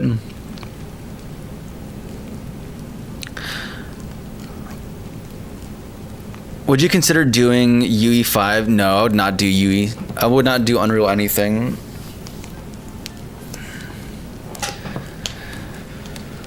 That would not be for me. I know it's good for other people and people enjoy it. It is not for me. I'm not gonna yuck on other people's yums. So if you enjoy it, sick, man. People do some really cool, crazy things in Unreal. Anyway, ooh, what is? Oh yeah, that's from this from this application. Yeah, you can see like some calculations and like the FPS, which is like bad. I'm doing some dumb things there. Is there a specific or best place for 101 coding experience? Not really, not that I know of. There probably is.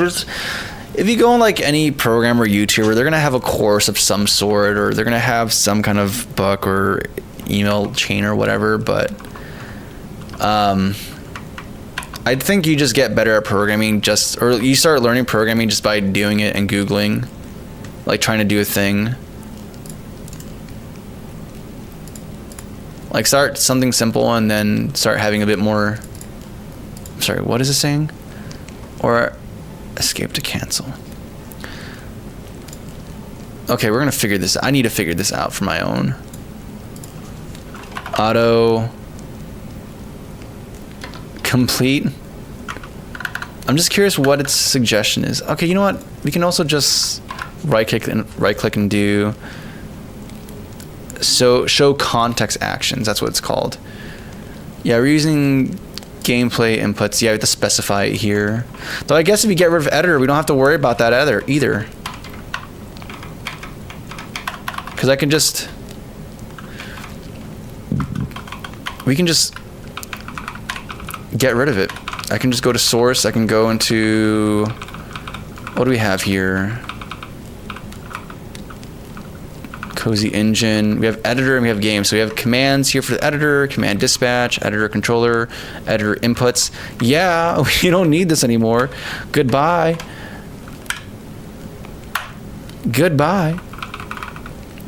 I guess like, and it's not really a 101 experience, but if you're specifically interested in games, you can also do game jams. I went to game jams when I was very young, and that's a very great way to see like, hey, to like learn stuff, because there's like this time pressure and this kind of circumstance, and there's this energy that everyone has that makes you want to be also like figure out what you're dealing with, and it's great. I love game jams. I did them for a long time. It was my jams. My gyms, my jams.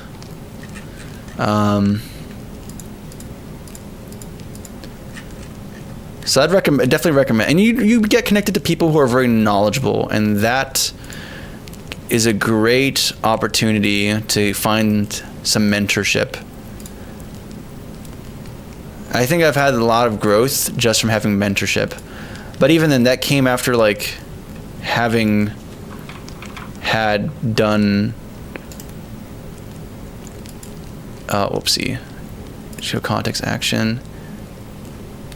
Game player inputs. Yeah. All right. I guess I just have to prepend this to everything. I'm not sure why this is causing issues now. Gameplay inputs.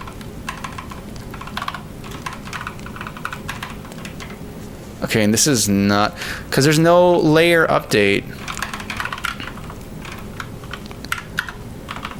make to do, make actual update function. Okay, and then this is going to be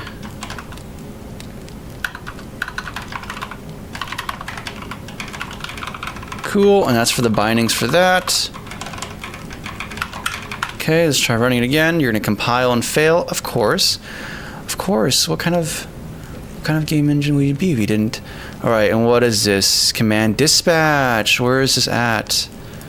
In main. Oh yeah, because that doesn't exist anymore. Goodbye. Unneeded dependency.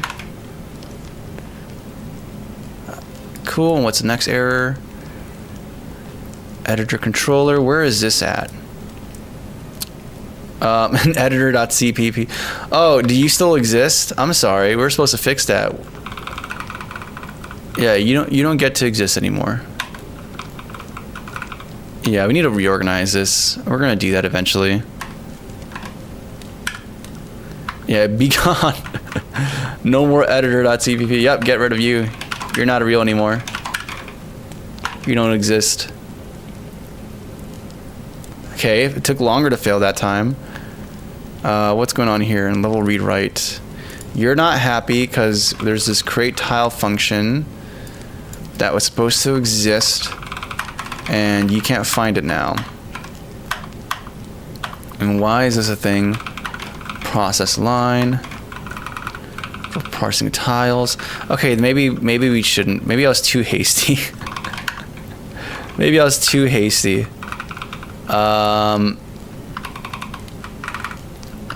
And I don't know what this is now. The cool thing though is I have a identical. Oh, you're not gonna have multiple instances? It's fine. I could just make another instance. Recent projects.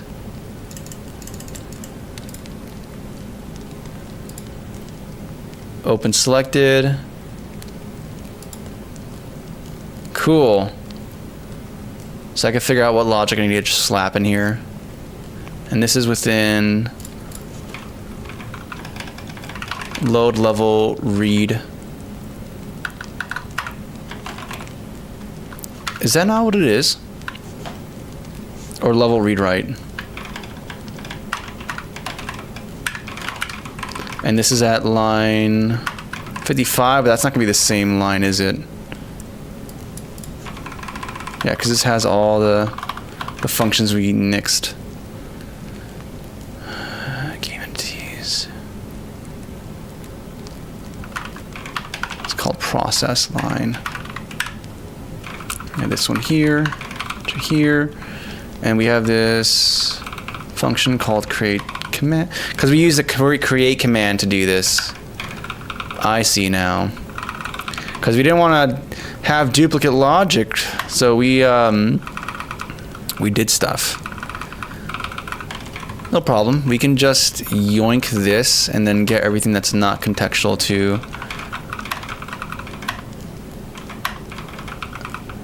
Wait a second. I just realized I was able to paste without any incident. That's very nice. So we created what? This function.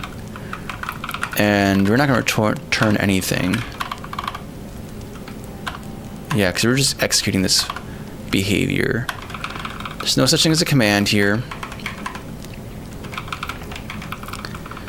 Okay, and then we do this command.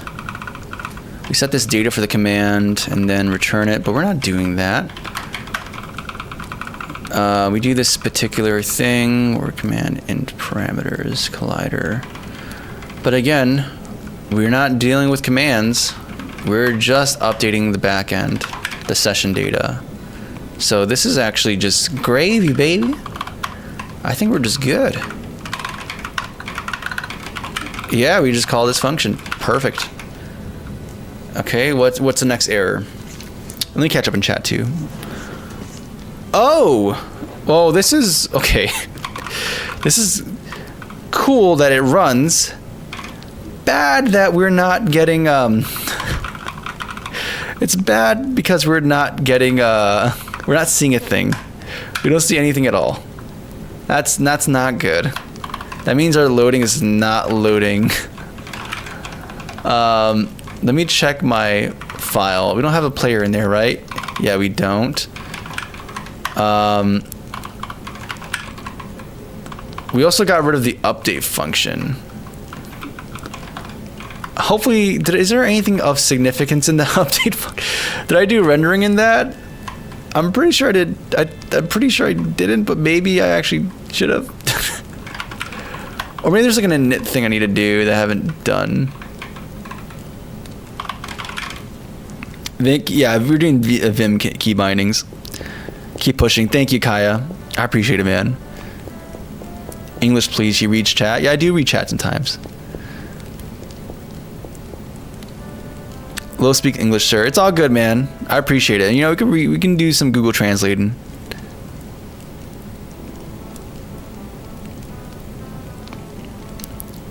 Code for algo trading? No, that's like using your power for evil. I was talking about this to somebody else before, but there's like this there's this movie called Margin Call. It's a great movie. Do I have a tab open here? Okay, no.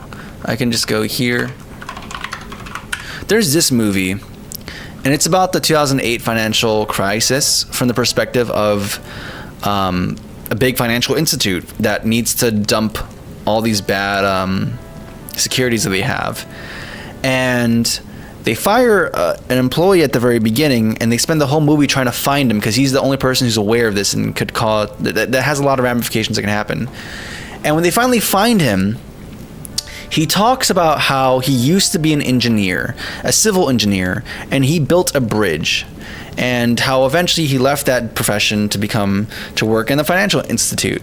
And he talked about how that bridge collectively saved people millions, thousands, hundreds of thousands of hours, if not years of time.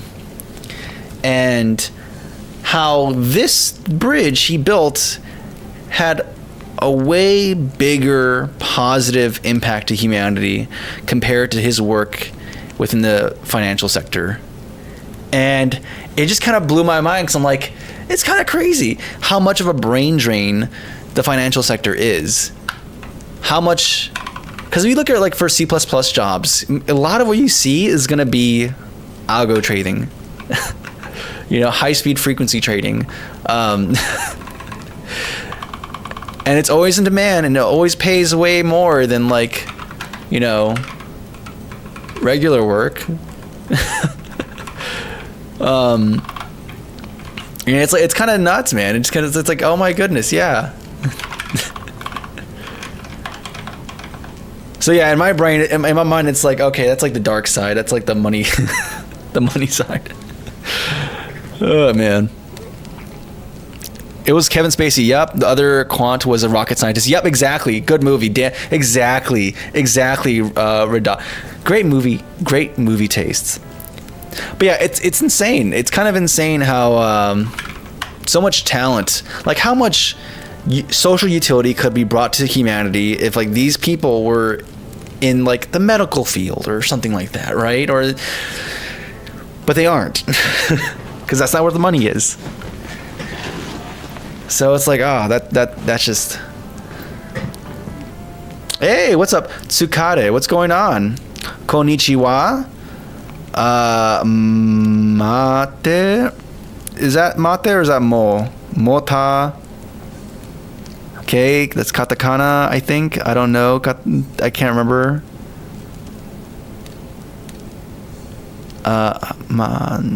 Mansuru o Geta. What was that? Is that arigat tagaru oro? I can't remember. Capitalism, man. Yeah. Hi.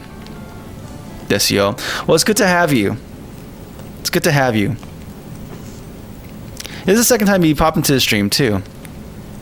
One Piece, hi. That's scary. What's going on, Pineapple? But yeah, it's like it's pretty wild, man. It's pretty wild how this works out.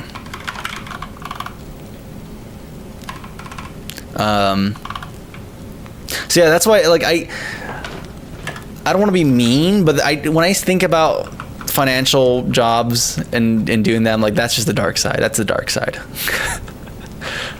Not to say like what I'm doing is necessarily improving humanity either, but I think it's meaningful work. Delete tile. Okay. So I'm trying to figure out. Let's run through this call stack. So we do engine init. We do play game. Play game. We create this. I hard coded this too. Astro Gear. There's supposed to be a name here, dude. Okay, whatever. Game creates. Oh, that's actually the name of the actual. Okay, yeah. Width, height, starting level, Windows. So we create the game. And we create the game. What do we do here? We set the different things about the window. We create our input module. We init that. We init our session data. We start keeping track of time. We have the camera position, levels.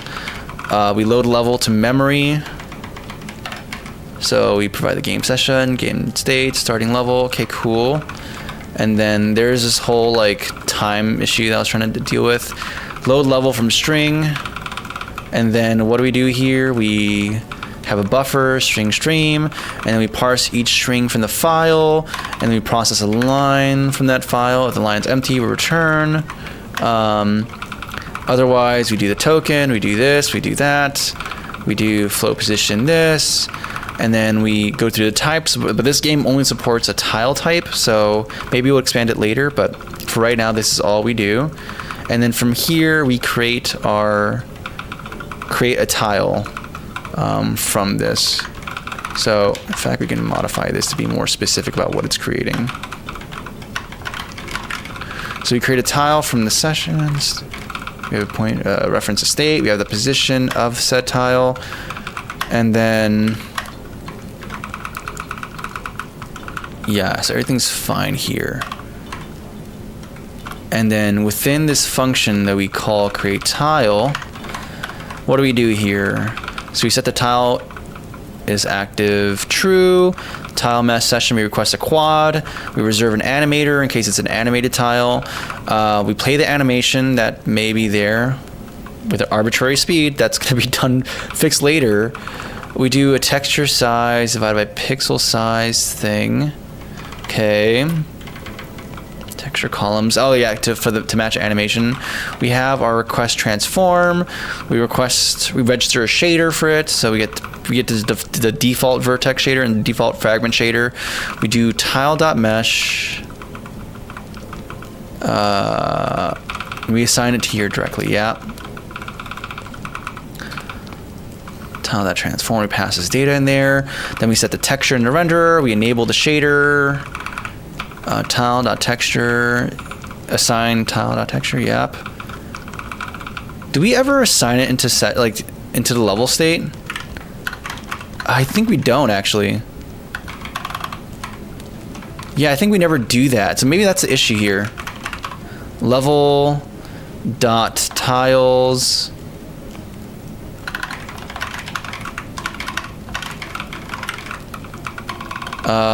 Do I need to do this? Dereference? Okay, I think that's what's missing here. So let's try playing and run it. Is it 1 a.m.? I guess so, we're getting there. 12:30 something. 12:40. To a new Streamlabs. No AI yet. Thank you, Red. I'm glad you dig it. Red Arrow IO. There we go. So we're still not getting any visuals here. Okay. So what are we gonna do here? We have this create tile thing. We have it in the renderer. So we go into game.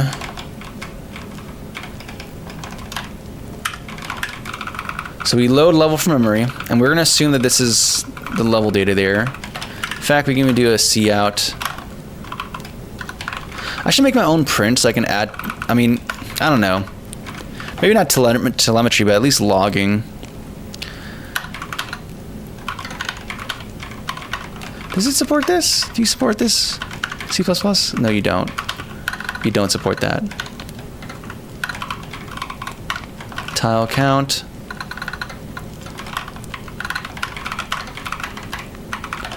And then we're gonna do game.levels. I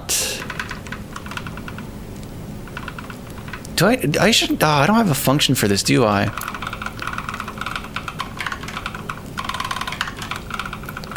Yeah. Okay, we're gonna do this.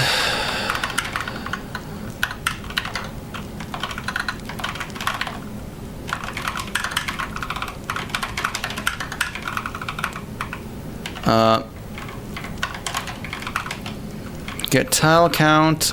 It's a member function. And then what do we do? Level module. We init stuff.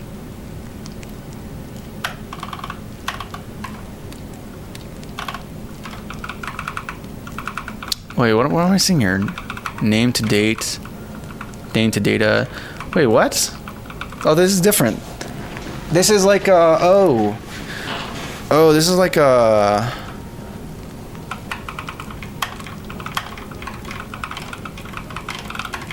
Okay, maybe it actually exists in a different capacity. Yeah, this is a collection of all the levels. Okay, that's why we have this. Okay, yeah. No, we have to instead go to session and then be like.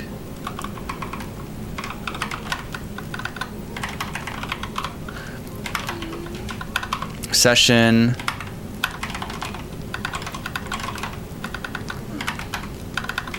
Okay, what do you have here?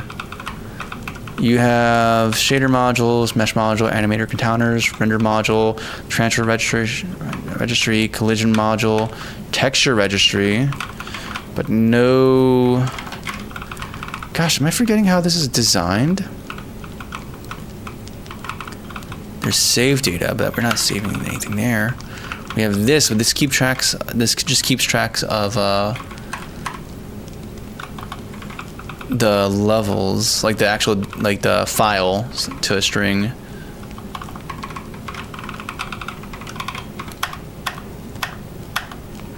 Is there something critical happening in the engine that's not that prevents me from starting? Like, let's actually test this out. If I go to the other project, if I go into main.cpp, and if I go comment this out and instead start the game in play mode, what happens here? Oh, interesting. So something important is actually happening in the engine editor mode that prevents me from just playing the game. If I start in editor mode, though, then everything's rendered correctly, and I can enter play mode, and things are fine. So something critical is happening in play mode, in the editor. Ooh, okay.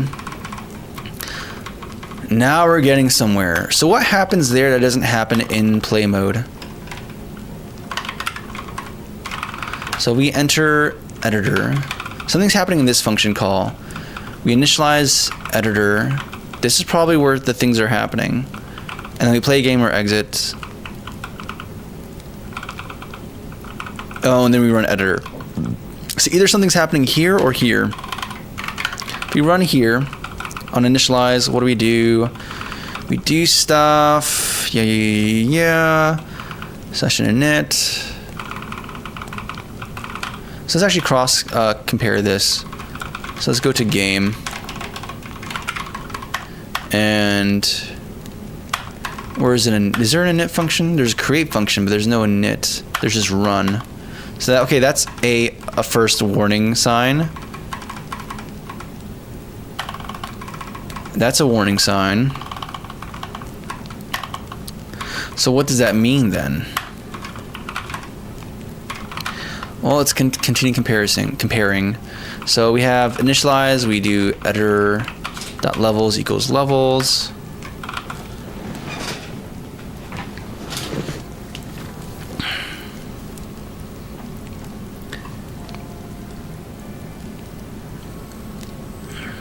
Yeah, it's C++. Was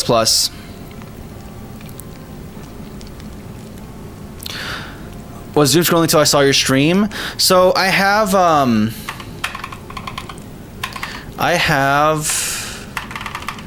for any of the new followers here or viewers, we have, where do I have it? StreamWorld builds. So I have this overlay that I use sometimes for streams, right? Where it shows the Cozy Cabin Games logo and everything, and has this kind of nice sway to it, and it changes based off time. This is made in Unity, and it's normally fine.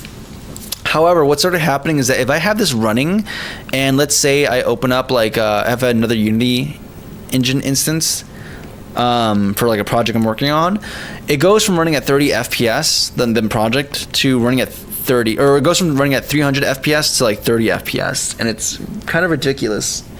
But when I close this application, it goes back to normal. Now there's probably something dumb happening at an OS level, because my machine has like the specs to run this. So either Unity is doing something weird or dumb cross processes, which I doubt, or there's just, I don't know what's going on. Either way, this is a nice excuse for me to just kind of yoink my current engine, in which I'm using to make a game. Not currently. And then I switched to a different project, but it's a nice excuse to yoink that and try making it do this instead. But for this, I'm kind of severely ripping out a lot of code to just make it as simple as possible. So instead of having an editor built into it, we're just using the player and just reading a level file and running it. That's my desire here. But I'm realizing there's actually some important stuff that happens on initializing with the editor that is preventing this from running good, or actually displaying stuff. So I'm kind of curious as to what is the cause for that. We have this create function,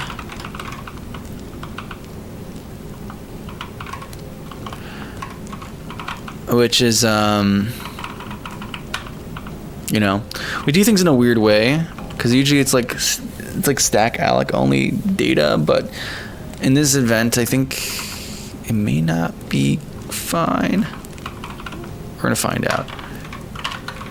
Either way, before I even add this debug stuff though, I actually want to trace through everything that happens when we create a game and then run it, because the editor has this extra function called initialize before it runs and does its thing. So in here, when you run,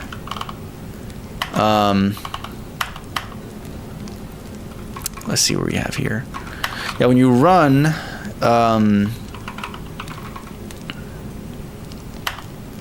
where is it?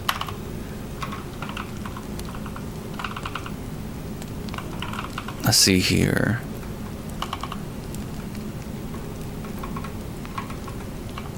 So there should be a function for run in edit mode and run in...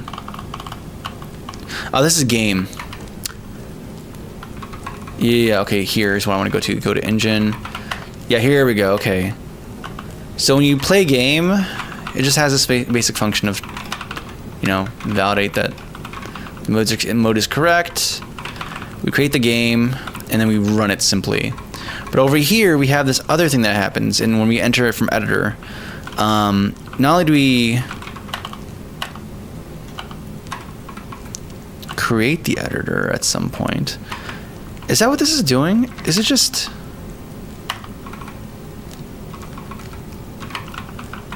because this has an initialize function and then it runs it, right? And here we have a creation and assignment thing, and then we run. So maybe they're more analogous, but this one isn't assigning stuff unless it like assigns itself in here, but I doubt that's what's going on.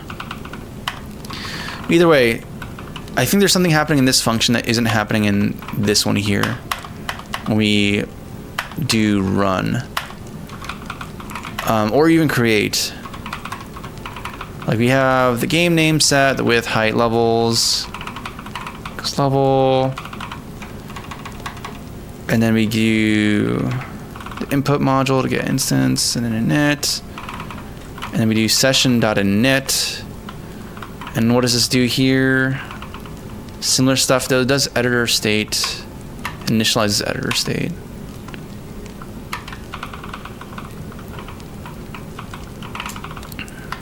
Then does the input, get instance, and then init. Does session init. We do session init. Perfect. And then we do a controller init. And that's for the editor controller. That's not like a gamepad or anything like that. And then we do editor levels, load level from memory. This does load level from memory as well. So far, honestly, very much the same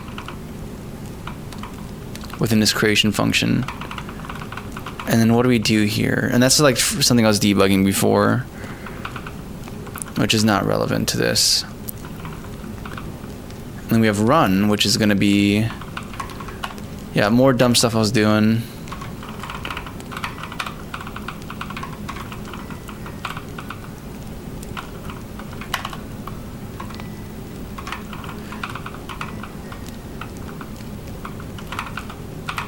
Okay, and we call the update function.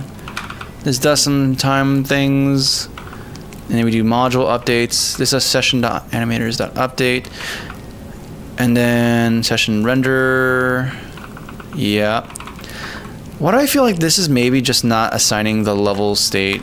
Like everything is just set to deactive because it's like a default value.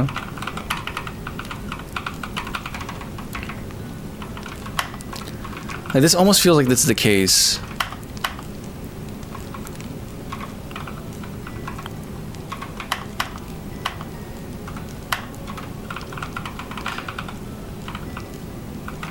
In fact,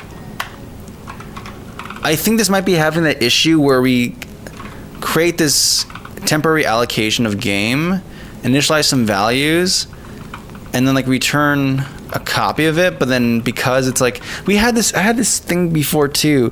Maybe that's why session is like doesn't create this instance, but instead it's like an initializer, and it takes in like these parameters. Yeah, I think it's something like that. Yeah, so instead of creating the instance, we instead do like a void initialize.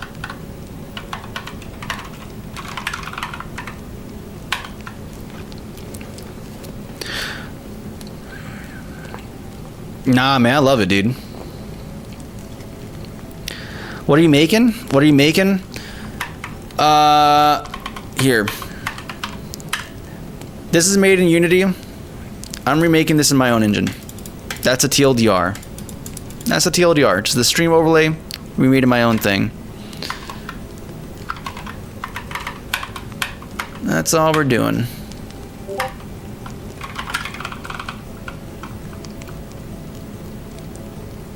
Hello from Germany. Hey, glad to have you here. Hope you enjoy, man. I used to go by Trixlebit. I'm no longer really using that. I might make a new one in Newgrounds for Cozy Cabin Games, so it's like all centralized, or maybe just change my name on Newgrounds to Trixlebit or to Cozy Cabin Games. But I don't know. We'll see. But yeah, now this is like an initialize function. Change this to initialize, and then we no longer create a game instance, but instead we're going to take in a Yeah, we're gonna take in a pointer to, or reference the game, and then we're gonna mutate that.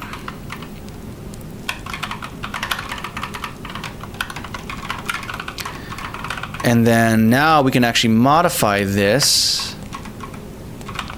and then it should just be fine. And then within the caller function within engine, instead of doing this, we instead, I don't know, do this and do game.initialize and then pass in a reference to game so that this field can be modified. And then if we press play, I hope something different happens. If not, we at least eliminated something. No! Okay, so nothing different happened. Also, I wonder if maybe the position is just I didn't think about that actually. Maybe the game is actually rendering fine, but the camera is just far away. I didn't consider that because we got rid of the player, and the player is what was dictating the position of the camera. But actually, let me find where the player modifies camera. I'm sorry. I know for a fact we modify camera here somewhere. Unless we do that in like an outer thing, like maybe in the game function here.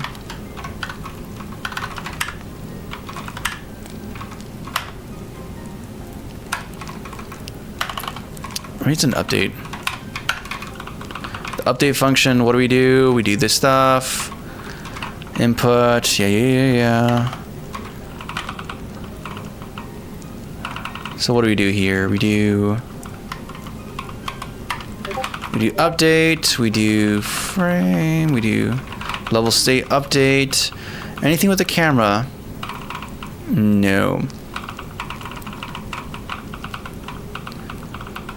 Level state update. We do player instance update. 1 second. I was sitting like L this entire time, and my toe is like numb right now. Let me sit like a normal human being. So we have update, we have frame, we have input. We process this input. We do, okay, frame that camera position. So it's not lowercase c, it's uppercase c. Okay. And then we lerp between the camera's previous position and this. So the X position. And the target, it's like the player's current position. And the Z is 0.8. Interesting. Okay. So the camera is set to be, I mean, that would not be. Okay, 1 second. Frame camera position. So the position of the player, wherever the player may be. And it's just a Z position of 8. That's like simple, but hey, maybe that's the solution to all our problems. Where is the update function? We have game run here, and then on run, what do? We go to update. I'm sorry, what did I go to? Where's the update function? Here we go, frame.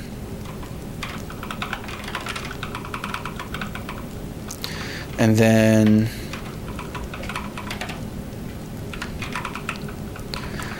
camera position. Let's just do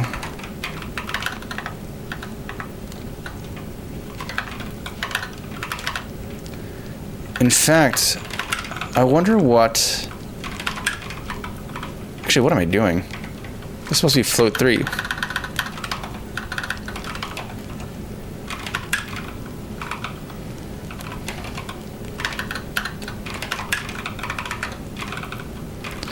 Why are you mad at me?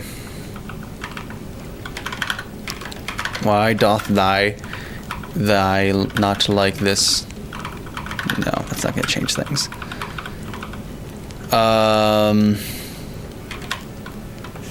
What's the issue here? Is it a pointer type? I can't pass by reference here. Ooh, that's not great. I don't like that. Okay, so we're just gonna do this instead. We're just gonna pass things like explicitly.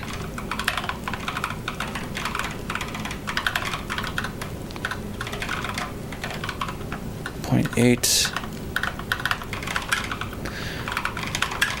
Okay, let's just rule that. That should be a simple thing to rule out. No. Okay, cool. Now, one last thing I want to rule out before I really rule this out is that this all positioned at 0, 0. And nothing else is setting the, oh, that's just the Z, this is a lerp, and this is the p-value. I'm dumb. That's not the actual position of the camera. Where is the camera positioned at?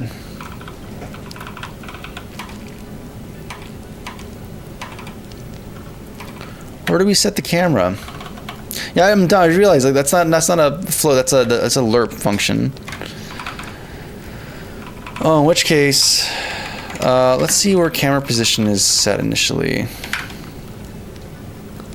You are set there.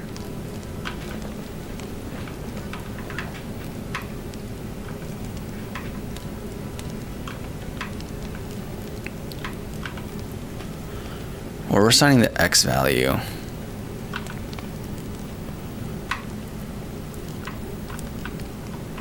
Is there nowhere that defines where this what value this is assigned to?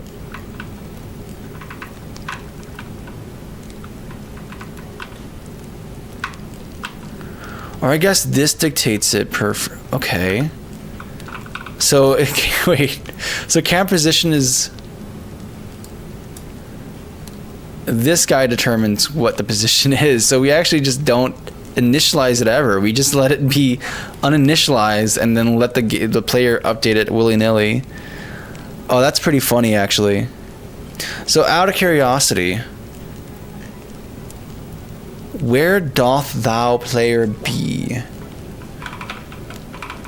We're gonna have to find this out by actually just going into the project. Going to Cozy Engine, go into data, levels, test grounds, and then we're -1Z. Interesting. I doubt that's going to make a big difference, but you never know, right? Oh, oops, wrong place. Here we go. And where do we modify stuff? We go to update.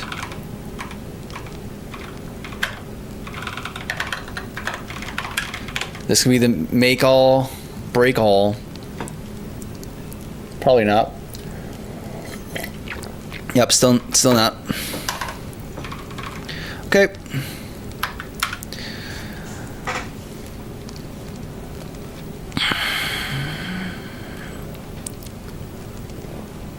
But didn't complex things. You get there eventually, incrementally.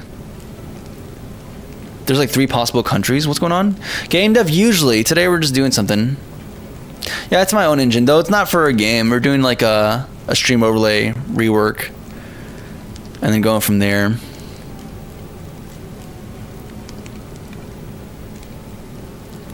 Yeah, I'm not sure. Does the FNF actually is the command working, Terrell? The FNF command?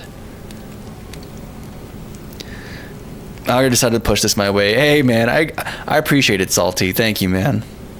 I'm glad you're brought here as well. Thank you, Business Motivation. I'm quite fond of this setup as well. I'm not gonna lie, I had a little snafu today because for a second I thought this monitor died, but turns out it was just a little DVR issue. So we're good now. But I was like, oh my goodness, maybe I should start stockpiling CRT monitors in case the worst should ever happen.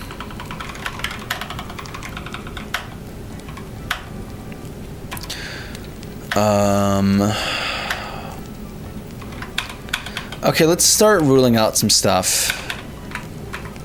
So I think we're gonna do some debugging. So in what is something else that may or may not... Okay, you know what? No, we're not going to do that. What I'm going to do is that in here, I am going to insert a breakpoint, and we're going to inspect some data.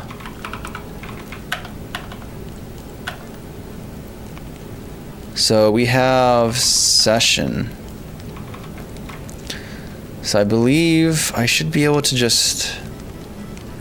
Or is level... One second. I need to like remember how I've architected this stuff. Yeah, so we have shaders, mesh, animators, render, transform, collision, textures. I guess something simple to do is just look at the transform registry to see how many things exist there. Because there's like a few places where this can be falling apart. It can be falling apart at reading. I doubt it, but you never know. The assignment of the red value to the backend, and finally the registration of this stuff. That's like a few places where I think it could be going wrong. Render init. Interesting.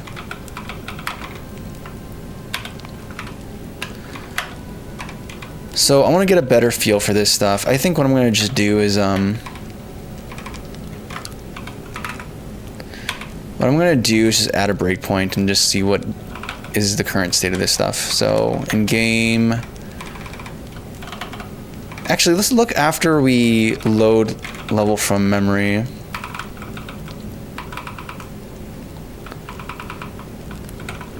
Actually go to where this is called. Here we do game.run. Oh, not play. No. I'm going to debug it. See, it's debugging. We have the little green thing. Okay. Wait, what's going on here? Wait, what's going on here? Engine editor state.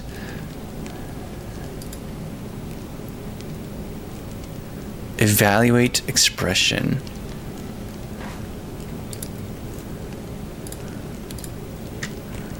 Okay. Oh, one second. Did I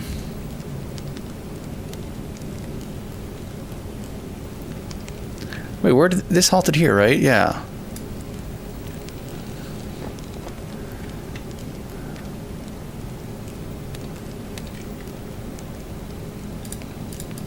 Okay. So we have this, we have engine, we have game, we have session, and we have our like transforms right here. So what exists? So here are the transforms. You also have that it's reserved. And ooh, interesting. So all the reserves are false. So none of these are reserved. Okay. Interesting. That's indicating something important. And then the matrices here, I'm assuming are all just, yep, 0, 0, 0. Yep, so they're default values. So I'm guessing session. Interesting. Okay, we're starting to get some. We're starting to get something here. Textures. How many textures are loaded? Yeah, yep. Frame count 0, 1. Yeah, 1, 1. Size pixels 30. What? Is this the right project? Why are these size 32 pixels? Okay, and then we have our actual. Okay, never mind. Those are engine assets. Okay, so our textures are being loaded. Okay, so yeah, that's not concerned with level data. And then we have testing grounds, and then interesting. but there's no content there. But here we have, okay, so on our map that maps the name to the data, we have the data there. But over here, when we do level grounds.level to, and then the second thing, string, we don't have it there. Oh my goodness, I think I know what's going on here. We added toString function, and we use that here for building this table. Oh my goodness. Okay, so the table has empty data. That's what's going on here. And in fact, let's confirm this. So let's replicate this issue with in the proper version of the engine with the actual game attached to it.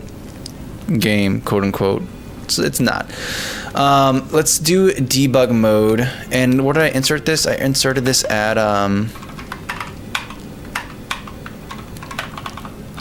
let's go to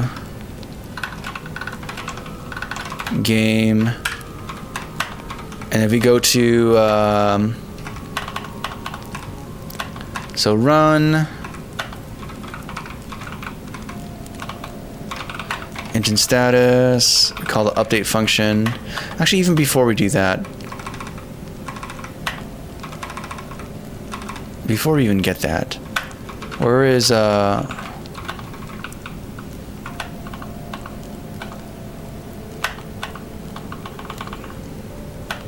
okay, so you have our create function, and we have a run function. Perfect. And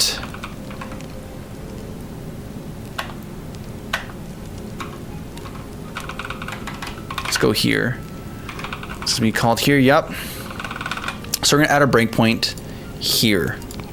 And let's see if my theory is confirmed. So if I press play in the proper game, and we enter play mode. I'm sorry, what? Oh, wait, 1 second. We're not playing in debug mode. Okay. So it's gonna be fine. And then we press play. We trigger the breakpoint. We can go into our play game. And if we go to, let's see here.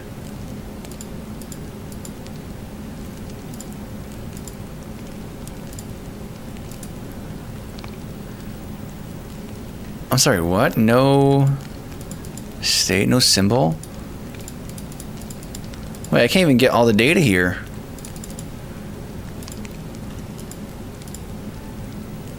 I can go here, and there's like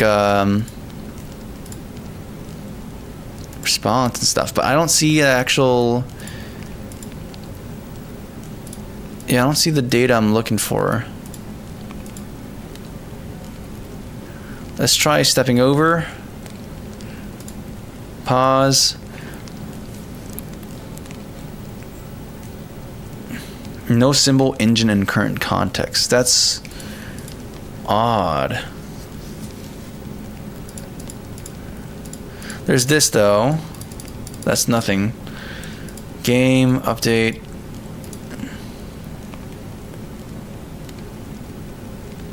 Where's the data I'm looking for?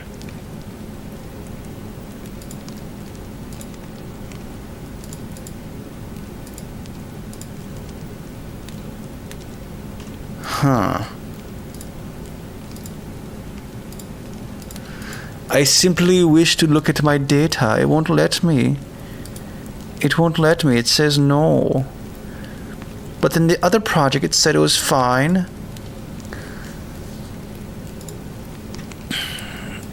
Oh, bother. I'm pretty sure that's what the issue is, though. Let me also make sure I'm breakpointing at the right place.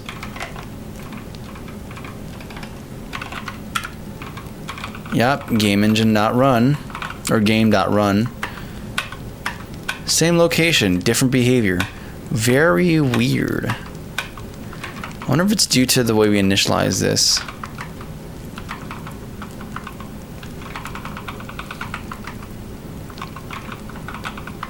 I mean, that'd be odd, but I mean, not odd, it makes sense, but it's even odder that it just works. find this version. Alright, let's try running it. Only catch up in chat, my bad, guys. It's not only for making games, embedded or something to do with efficiency. Yeah, embedded, it's good for that. High frequency stuff. Algo trading. Yeah, there's a lot of use cases for C++. I want to be more of a C guy, but oh my goodness, thank you. My goodness, why does my mouse keep getting teleported to the other monitor? Okay, please give me data to work with here. No. Nothing to work with here. Wait. Okay, we have no. There's a player instance. Let's look at the player state and the tiles that exist. And they're reserved and set to true, which is cool. And the tile's reserved. Yes, it's showing true for a number of them. Cool. And then registers. Here we go. Here's the engine. Okay, cool. So what we're looking for is in game session, we're looking for transforms. Actually, no, we're looking at the level module, actually. Shaders, mesh, animators, render, transforms, collision, textures. Levels, here we go. And if you look here, yes, both tables actually have data there. This one has testing grounds, and then this one has. Okay, let's take a screenshot as well. Let's take a screenshot so we can have this for our own references, our own records. So this is what it looks like. In fact, I'm gonna post this in the Discord just so I don't forget. Good movie. I love like deep diving into like I watch a bunch of movies about the 2008 recession. Maybe not a bunch. It's like 2 movies. Hey, also new friends. Welcome, guys. Frank Laurent. We got Smoke. Let's go. Welcome, guys. NN Plays. Glad to have y'all. Yeah, I'm gonna just throw this in. I don't know what's an appropriate channel. I think I'm just gonna throw it in game testing, just so we don't forget. Just so we don't forget this. The data that's stored here, and now we're gonna go back here, close this, and then if my theory is correct, either this is a cause or is a symptom. We enter directly to play mode. No, it's not play. It's not actually play. I want to debug mode. Debug mode. Debug mode. Debug mode. Thank you. Run it. It's going to trigger again. Nice.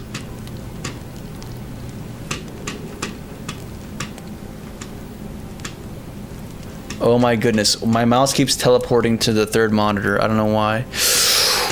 I'm going to lose it. I'm going to lose it. I'm sorry, guys. I'm sorry. I'm really trying not to lose it. Oh my goodness. Please. Oh, please. Oh, please. I do not want to go crazy. I'm going to go crazy, though. Oh, you know what? This mouse doesn't fail me. Okay, you failed me. It's like right when it hovers over it. It just teleports to the other screen. I'm going crazy. Like, you see it. My mouse hovers onto it. About to touch it. It's gone. What is going on here? What is going on here? Oh, my bad, dude. I also realized a horizontal stream. My bad, dude.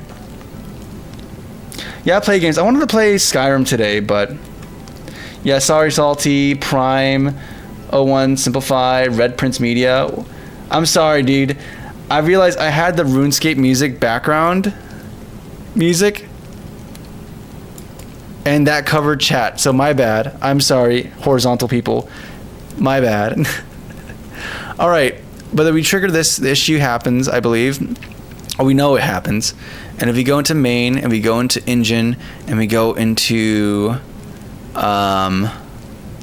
levels, what do we have here? Nothing. Empty string. An empty string. And I believe this is the crux of the issue. I believe this is the crux of the issue. I don't know how this is the crux of the issue, but this is the crux of the issue, I think. I need to remember what these build tables are for. One is like from, if we go back to, in fact, I'm going to close this real quick. It's the first one that's like blank.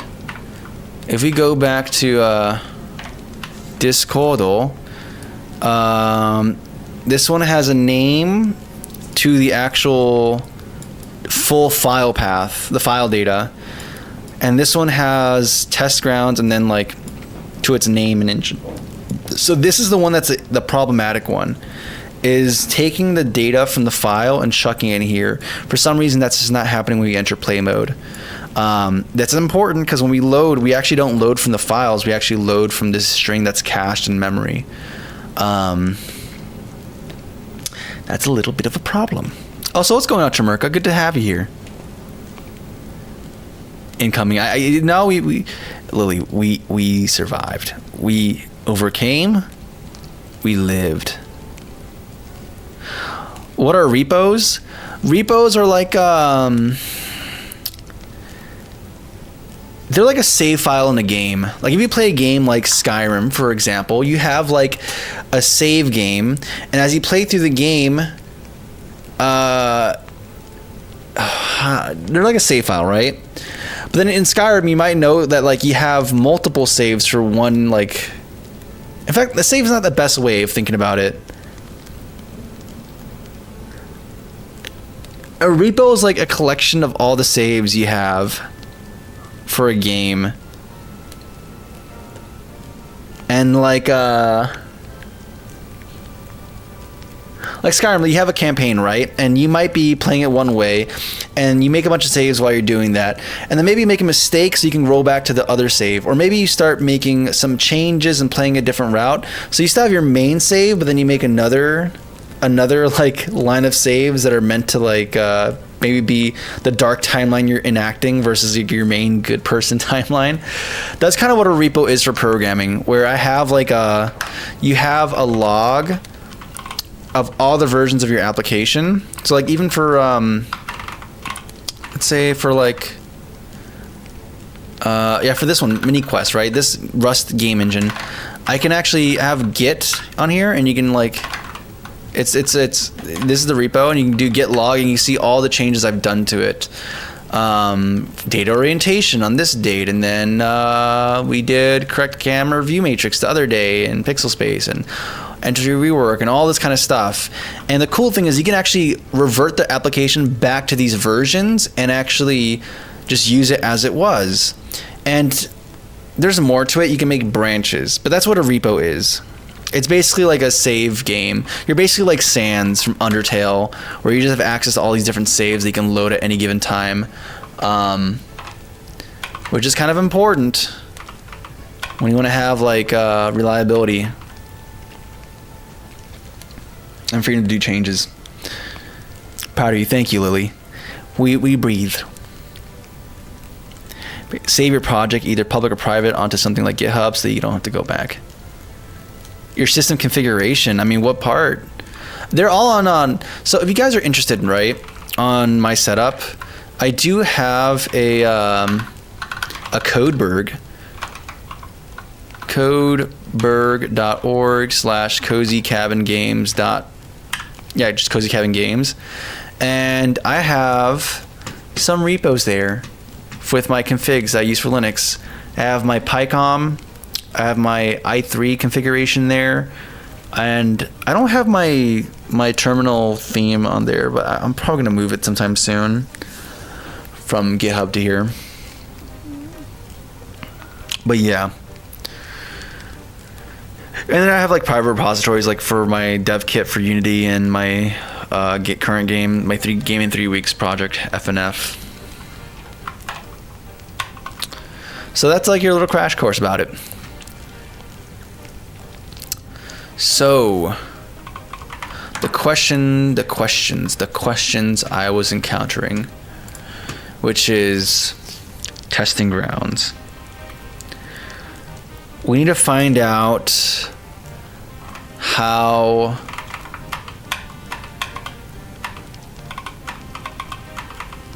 I'm not gonna lie to you. I just want to play some RuneScape right now, man. Every time I hear this song, it's great. So no, GitHub is free. Codeberg is also free. I'm using Codeberg completely free. And GitHub you can pay to get like, I think they do like you could pay to get extra storage and whatnot. Codeberg is free right now, and you can just do donations. It's pretty rad. I was looking into using Raylib for graphics from C for my project on top of Flex. Okay, sick. Basically, I was thinking about going full C because all is technically possible. Yes, do it, Taberka. Go to Sealand. It's gonna be great. I want to go to Sealand. I cowered it out today. I went back to just using this because I already know how to do. I can just work with GLFW without having to go through this process of doing a configure and whatnot. But that means I'm tied to Sea Lion. I miss working in Rivendun where it's just C, no abstractions, and just a simple GCC build script. That's it. So something's happening in here. So let's look what happens with the level module. We have this here, and we have the input happening, title for the GLFW window, controller init. We have load from memory, load level from memory. So what does this do? You have a level name. Oh, this is loading from the memory. Okay. Like not. Oh, okay. So this is the levels loaded that we have saved in memory. So that's the table we talked about. We have this table where we Okay, let me go here. Like we mentioned, I have a list, this whole table where we have like the full contents of a level in a single string, so that in the application when you go to another level, there's no opening a file and reading and parsing it. We already have the raw data there, which we do parse, but you know, we don't have to open a IO stream, which is pretty cool. But the issue is that when we load from memory, we're having this issue. So that means that we're not building something critical. And it's not happening here because we have editor levels, a level module levels. Okay. Where do we use this? We assign it here. Interesting.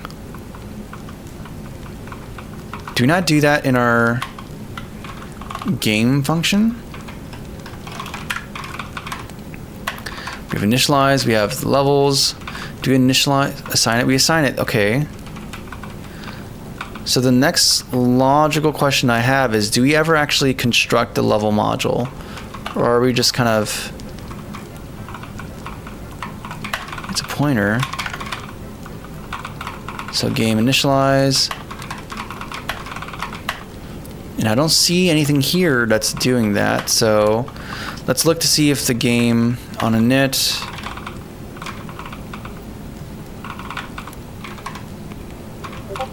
Let's see here. Contract window, run window. Yeah, nothing concerning the. Okay. So you have engine levels.init.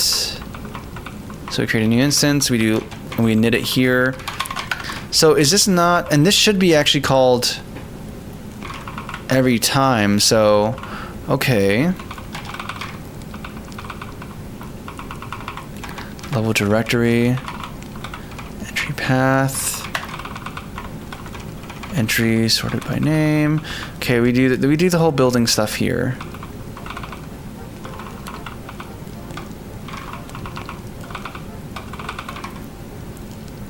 Okay.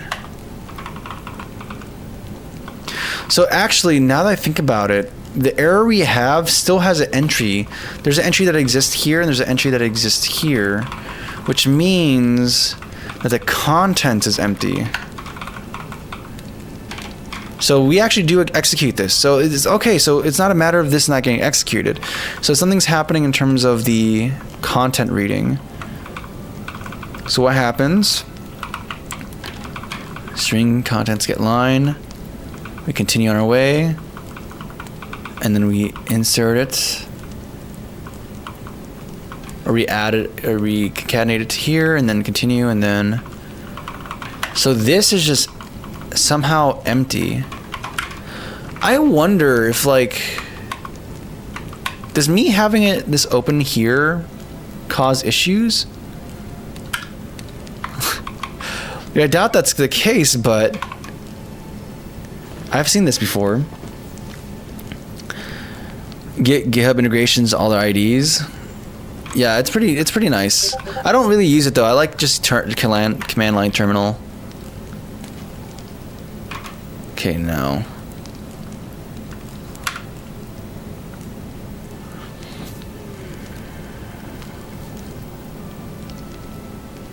Like an application, it's an IDE. So like Python IDE, kind of. They have an IDE for Python called PyCharm. Yeah. Kind of. VS Code is like out the box, just like a text editor, essentially. And then, but you have a very easy system of plugins where you can add stuff to it, right? Like in my mind, an IDE is like it's not only a text editor, but it's also has the compiler added onto it. It has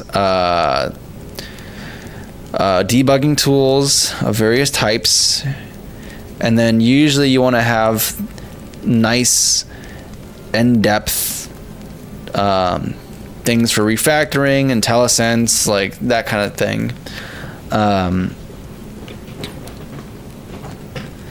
A lot of text editors don't have that. They're just this, but then like things like VS Code, you can add plugins that provide like the compilers and the additional behavior you want to have in your code, and then stuff like when I work on C projects like for Riven Done, I don't use an IDE. I just use Vim, and then I use GDB to do debugging. Like there's just discrete separate programs that do explicitly just one job, and that's all. I like that. It feels nice. It feels good. Which is why I wanted to try to make this, figure out how to build this, but without using CLion's toolchain, but we shall get there eventually. Okay, but we're getting something here though. So there's only one of these ever. So let's just debug and see what happens. Okay. So entry.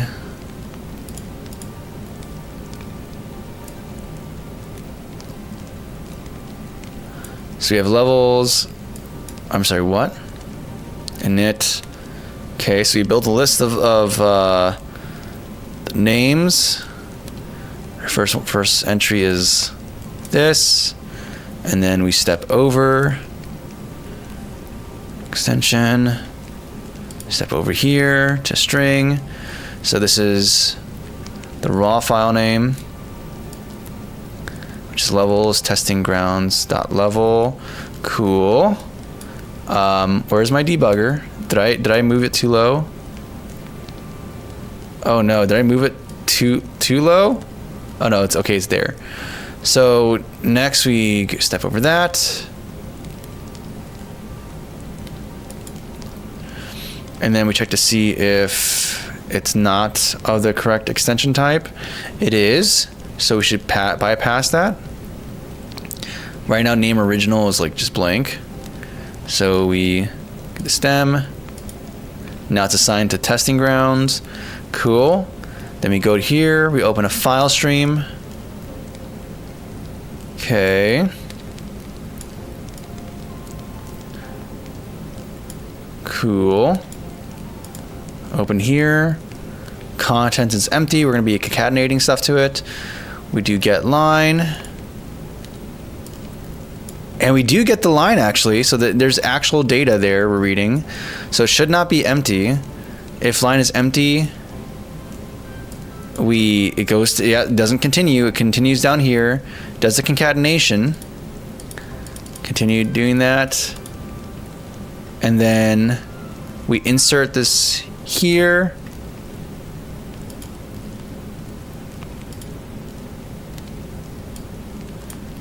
We perform this insertion.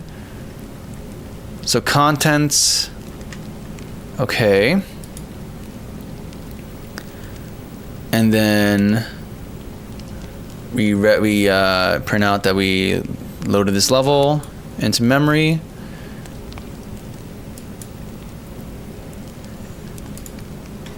And then name to file. We look at this data here. So let's even go to main, go to engine, go to game. Actually, levels module. If we look at this, we have both data here. We have testing grounds, this, and that. Okay, we continue on our way. So now we can just play. We have the content there. And this is in our StreamWorld application. So we continue playing. And then no symbol, engine, and current context. Okay, something here. Yeah, whatever, something happened. Let's go to main. Let's go to engine. Let's go to levels. And then... and you see here? So something on runtime is overwriting.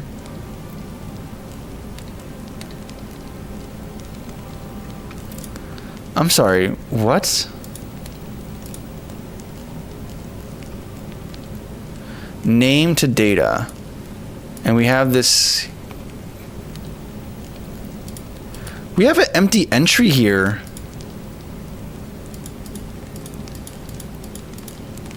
Wait a second. Why is there an empty levels testing grounds dot level testing grounds and then this with the actual data populated there? Oh.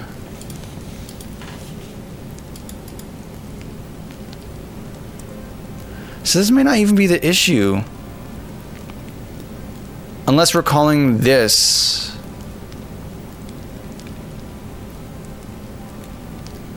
In which case, no, so this isn't the issue. The data does exist here under this key. Oh, this is perplexing, dude.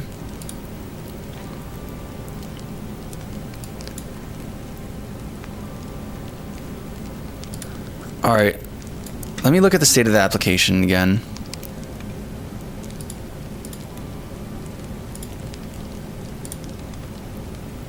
So for level, for example, these are all the levels, but where is this session transforms? Yeah, nothing's reserved here.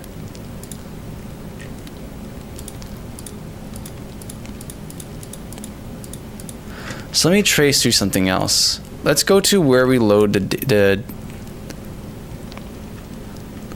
let me investigate something else. Or not something else, but in a different point. Let's see, because the data does exist, I actually do believe. So I'm kind of curious as to what happens when we load from memory. What are we getting, and then What are we not doing when we do that?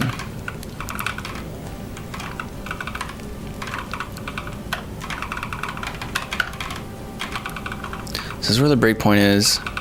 We have our initialize function here.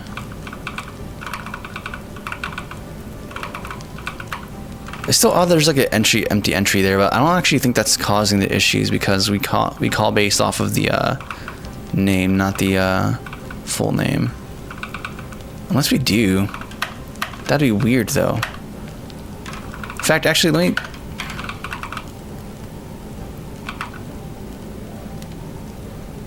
Wait a second.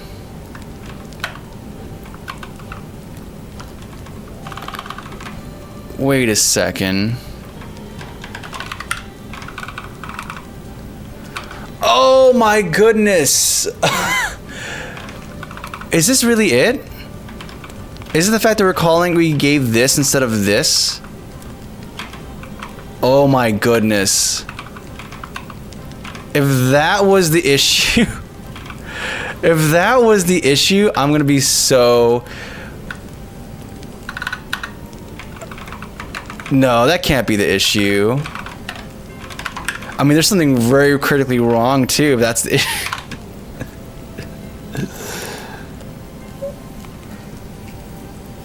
Oh my goodness. We're using the wrong key value. We're using the wrong key. Oh my goodness. Oh my goodness. Hello, what's going on, isopods? Oh my goodness.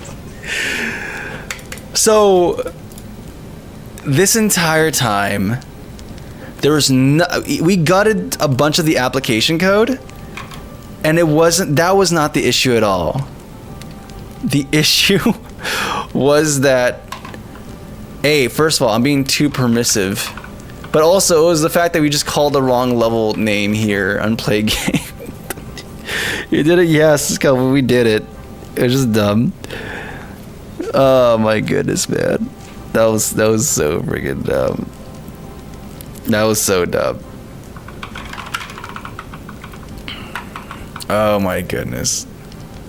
Yeah, I'm using Sea Lion.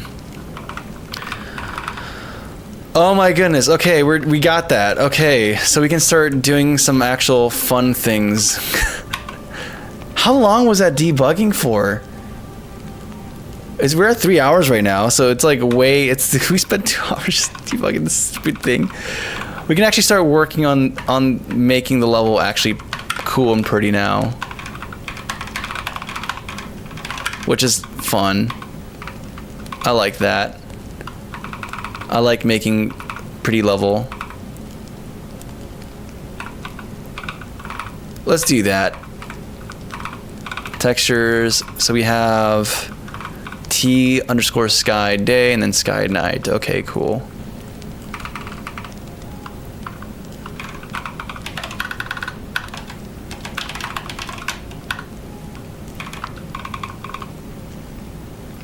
Yep, sky day and then sky night and then T clouds.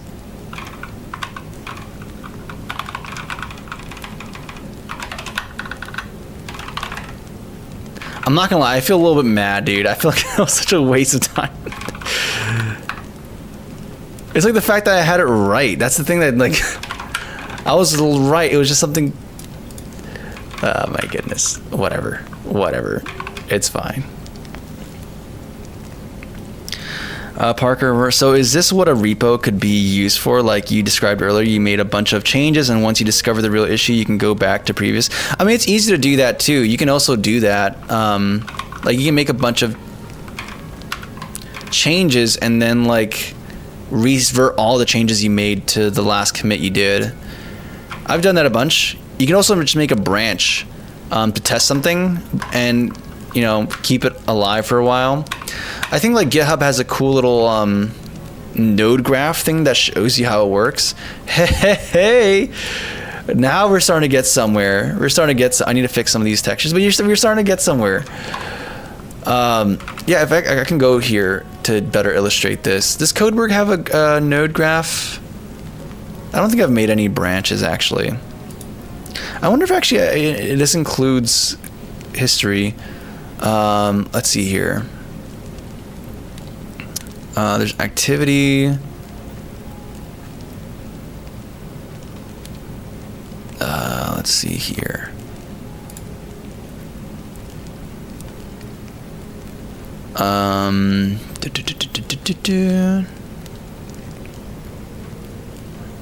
Code frequency, contributors, recent commits. Nope. I'm looking for the graph. I know GitHub has like a specific thing for this, but pulse, contributors, code frequency maybe? No. No, that's not it. Okay, I don't think Codework has it, or I just don't know where it is. 1 second. I know you're somewhere here.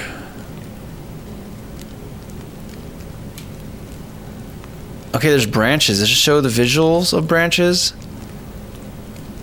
I want to see the cool visual for branches. It doesn't.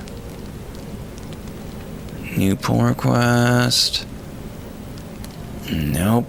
You don't show me the thing. Alright, I'll just go to GitHub. Because I know at least there... Oh, I'm not signed in. I'm not going to sign in on stream.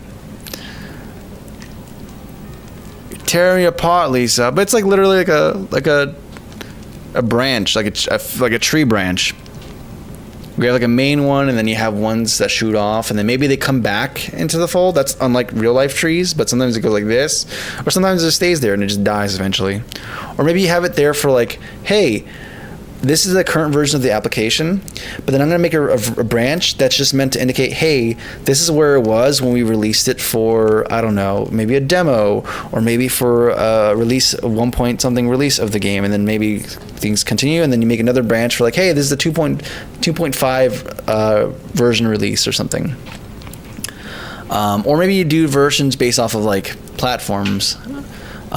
People have different ways of handling this, but yeah, branches are super cool. I love it. And Git is a fantastic tool. Fantastic tool. Yes. I'm actually so happy, dude. It's actually coming together. It's actually coming together.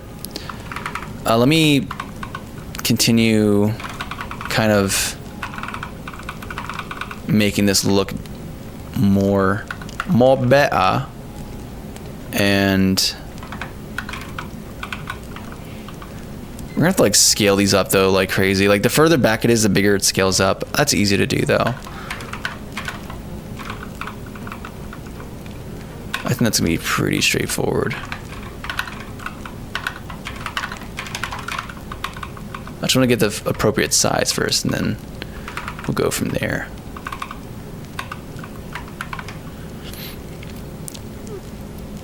There we go. That looks pretty decent. It looks pretty all right. I need to fix the assets back there, but it's good enough. Or not good enough, but we can. It's a nice proof of concept, and then we can start making our changes that we desire from here. So I'm gonna do a thing where the further back it is, the bigger we scale it. So we can go to tile.create. Do you ever use this function? They were not found. There's 0 usages. That's the issue. That's the issue. We have in the level state. In the level state, we have this function that's overriding things. No, not set tile. Or actually, usages of set tile. There's only going to be one. Yeah, this. Yeah, we use this dumb function to do stuff. And then what do? We do speed, tile texture.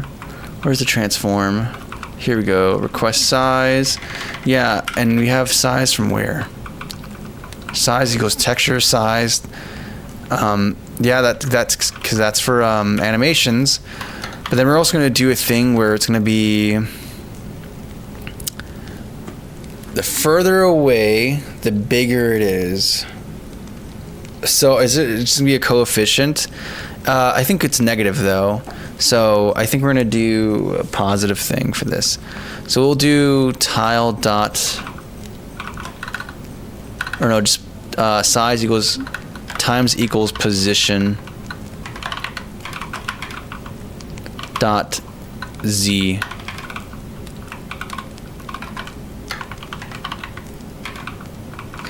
And then maybe add some other multiplicative to it, but I think this could be a fine, easy starting point.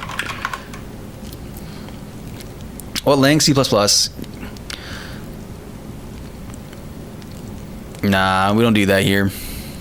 Ooh, now this is humongous. Okay, multiplicative time. Multiplicative. So this scales differently. Level state.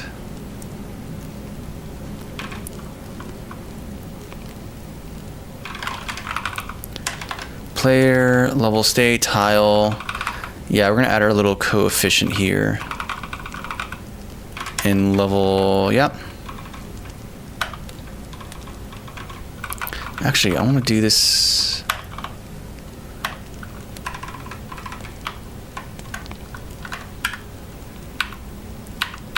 Da, da, da.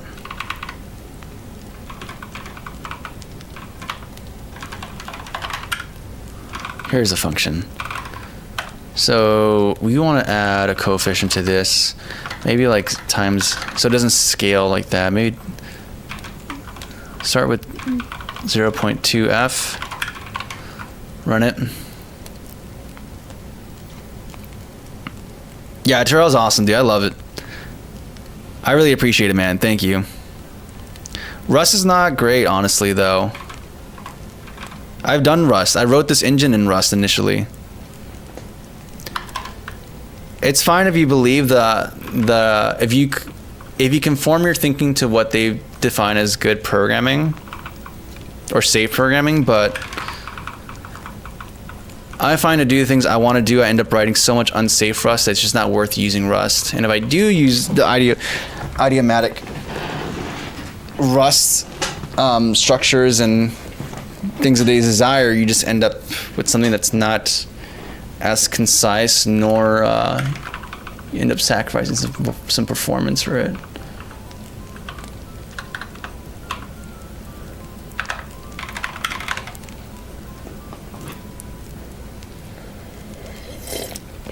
So yeah, I started with Rust, but no, didn't start. I started this whole engine endeavor with Rust, but it's just not for me. Okay, either this.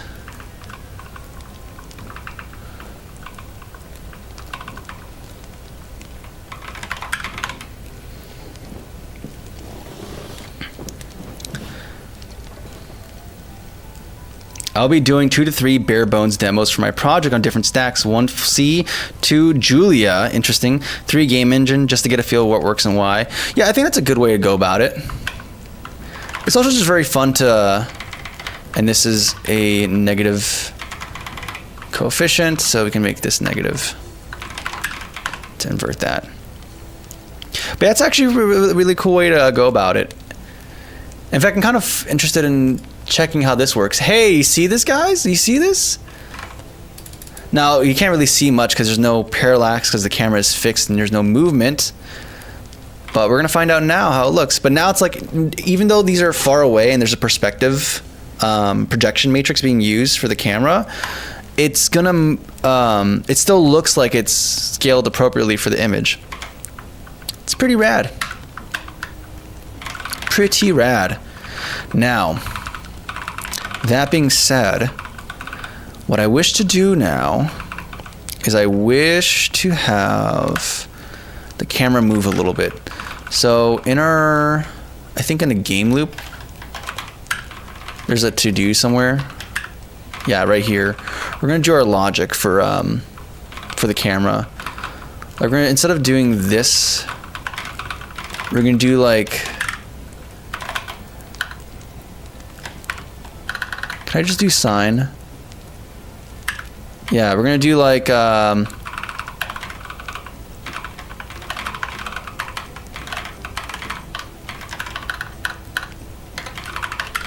Sign, and then we have frame dot. Do I have a time or is it a session?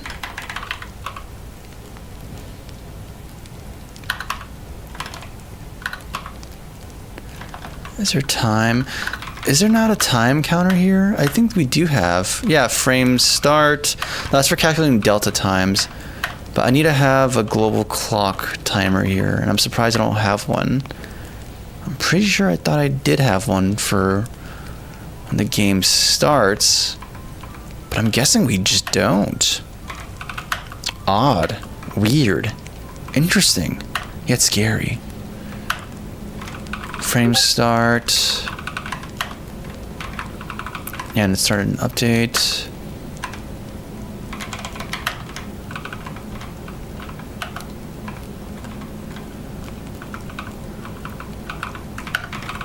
Yeah, this is kind of surprising.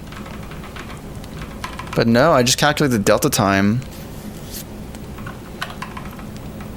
No, I have to have the timer here. There's a global timer somewhere. That's not right. There is one. I refuse to believe that we don't have any form of timer whatsoever for game ticks. Oh, I think that's what I was working on last before I left this to work on something else. What's going on in the Core Panda? Russ is rusty. The engine? Well, I'm repurposing the game engine to do a stream overlay thing.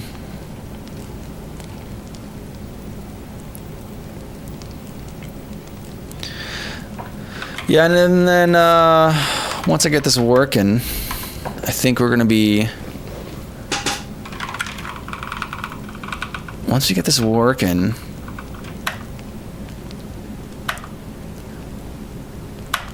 okay, you know what? Screw it. We're just gonna make a timer for game. We're just gonna do that, and maybe there is maybe the timer exists here. What do we have here? FPS sample size, FPS average. We have the update sample because I was figuring out how to make this work more consistently. Camera position, camera level state, game name, window. We have a game start time. Okay, so we have a snapshot of the game start time. And then we can calculate the current time. Or maybe we don't even have to, maybe just get time, like, because it's just is this a snapshot or a timer? It's a time point. Okay, cool. So we have Chronos game start time. Nice. And then so we have, so now we could just do the difference between now frame start. Yeah.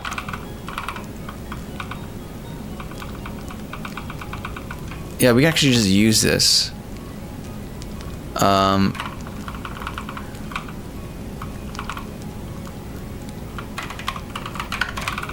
So within here,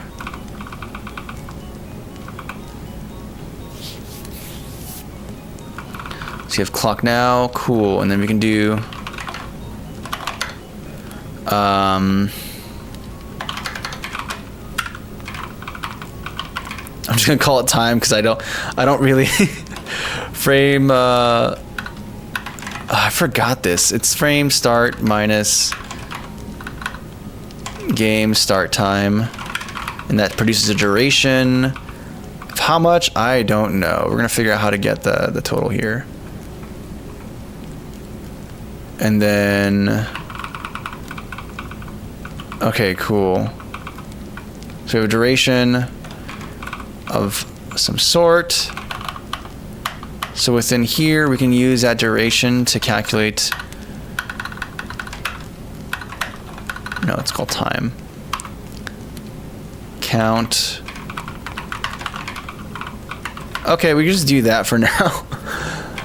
That doesn't give any insight into what units this is. There's like a static function, I think, to convert it to like milliseconds. In fact, I have it here somewhere. Verify duration. Clock now. That produces a duration.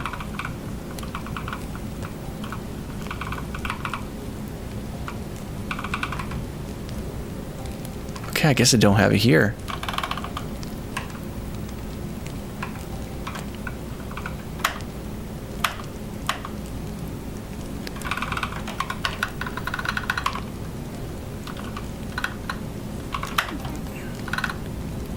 Okay, so duration cast, and then you can do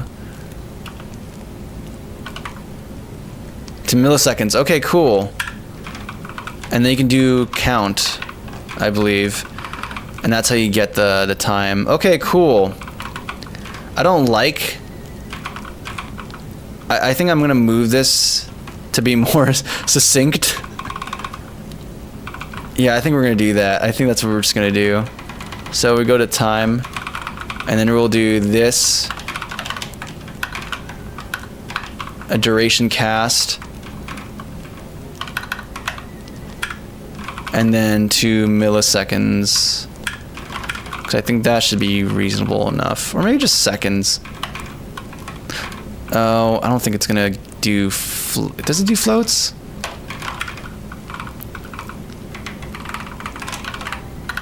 It's gonna be an autocast thing. No, it's gonna be an integer value. Yeah, count. Okay.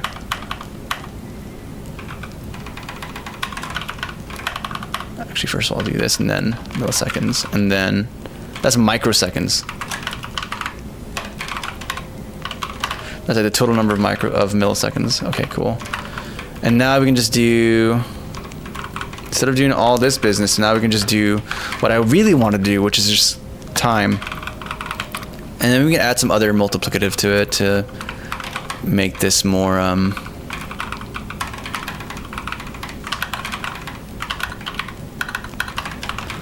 more reasonable.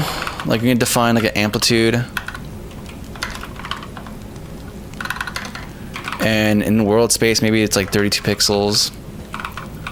So it's gonna be like amp times sine, amp times cos, and then we'll have some kind of float speed time factor. For right now, we'll just make it 1 and see how that works. Not 1.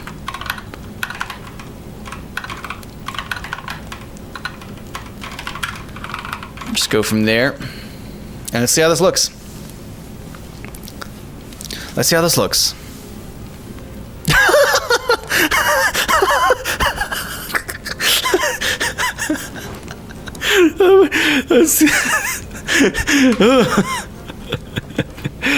Oh my goodness. Okay. Needs to be a little slower. The cabin is not cozy. That's the cabin is stressful and scary, and it's a bad time for everyone involved. That's what that was. Okay, let's see if this is good. For the cozy vibes, yeah, you try to be cozy, and then stuff like this happens. Okay, a little wiggle. Better, but not perfect. Oh man, 10 on the Richter scale, yeah, dude. The entire population just died. That's what happened right now. You just witnessed the entire cozy cabin population just die. Oh man. Okay, the subtle offsetting, nice. I'm gonna move the camera to be a little bit closer. But this is the subtle kind of look I was looking for. Much more chill. Maybe a little bit faster. And then we're gonna have this be, instead of like -1, maybe like negative.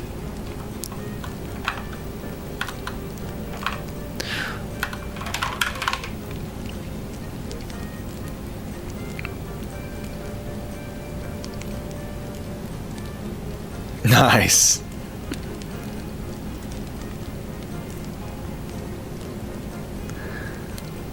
Do that again. You know, before my laptop broke, I was focusing on the least important stuff. I felt some analysis paralysis. Now that all I can do is think about architecture design, it's like everything is possible. That's great. That's good to hear, Tamirko, that you're getting like some... Well, you said that you're thinking that everything's possible, but are you gaining some clarity in terms of what you want to execute and do as a result of like thinking architecturally?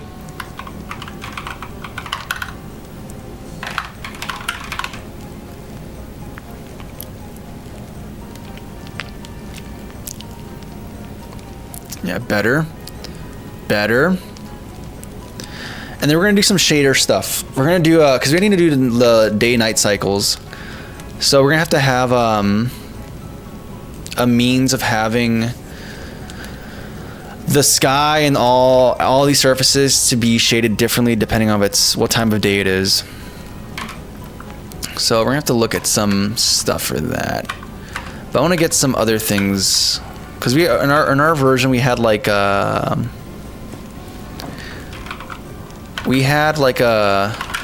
sense of, and the Y, I think I'm gonna make it have a certain offset. I don't know, we'll see. But I want to have like this, like, I want this to be pretty similar, if not better than the one we did in Unity. Yeah, I think we have to have like some kind of Y offset though. This is getting better though. This is getting better. Let's do 100. No, I mean, it's too much. Like 50. Let's try 100. See where that takes us. Nice. Still seeing a little bit of the background, but that's fine. Maybe I'll match the clear color with the color we have here.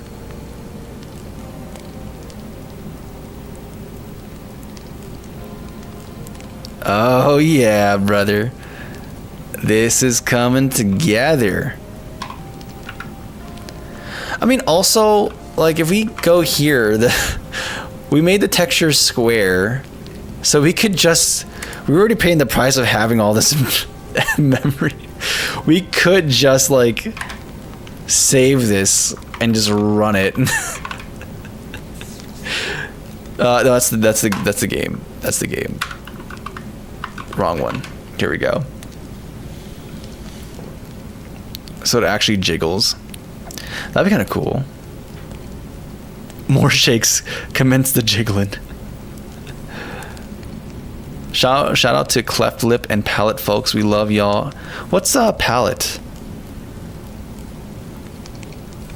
Either way, shout out to the Cleft Lip and Palette folks. This is coming together. Okay, let's also fix that cloud in the background.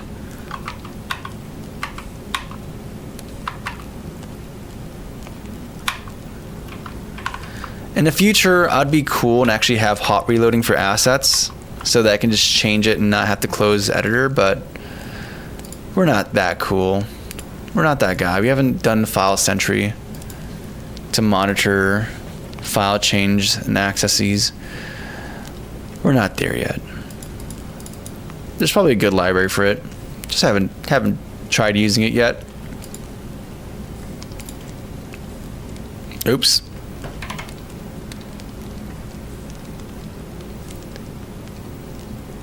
Come on.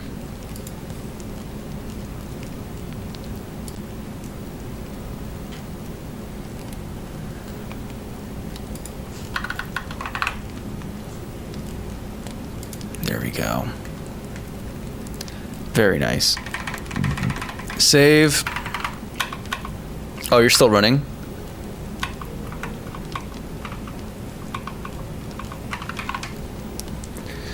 Don't you chill up, bro? You do go coding every time? Because that's kind of what I do, man. That's just the man I am. The things I do. Okay, cool. I might make the scale factor a little bit more extreme. Like, this is 90% there. But But I just want to make it a little bit more so that these flail out a little bit. Maybe I should just do non-linear scaling. Maybe that's just what I need to do, is just non-linearity.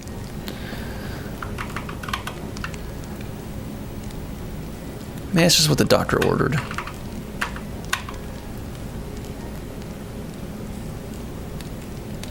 This is pretty sick, though. Actually very happy with this.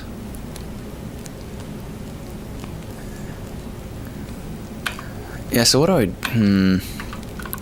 There's also the issue that the cabin isn't oriented at the same position. It's not at like 0. Which is a tricky thing.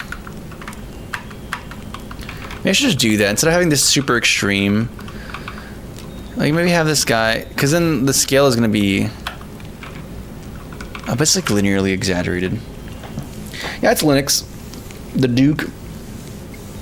Do gradient repelling effect on the sky. Gradient repelling effect. What is that? I've Doom. Scrolled past your stream twice at this point. It's all good, man. It's all good, dude. It's a bit easier to reason about the problem space. Easier to reason after I reevaluate. I mean, got you. That's good to hear, man.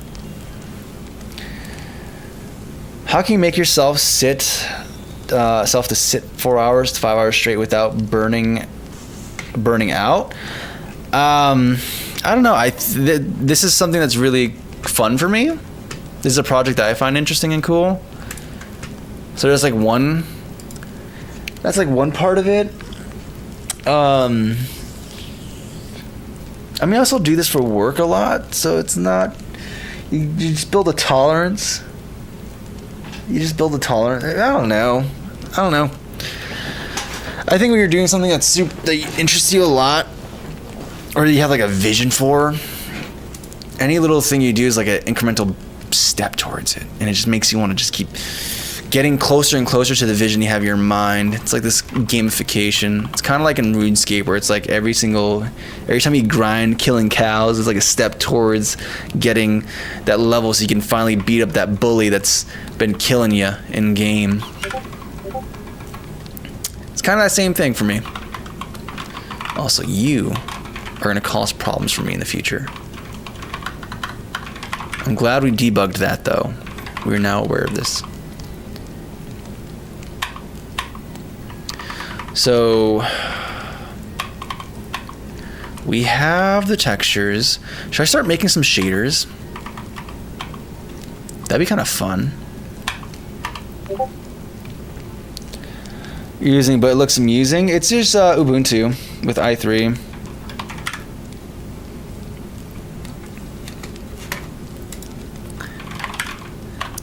Yeah, the interest is the key, though, because if it's not interesting, you're not gonna like. For me, I can have the simplest task in the world, but if it's boring, I'm gonna procrastinate so hard on that.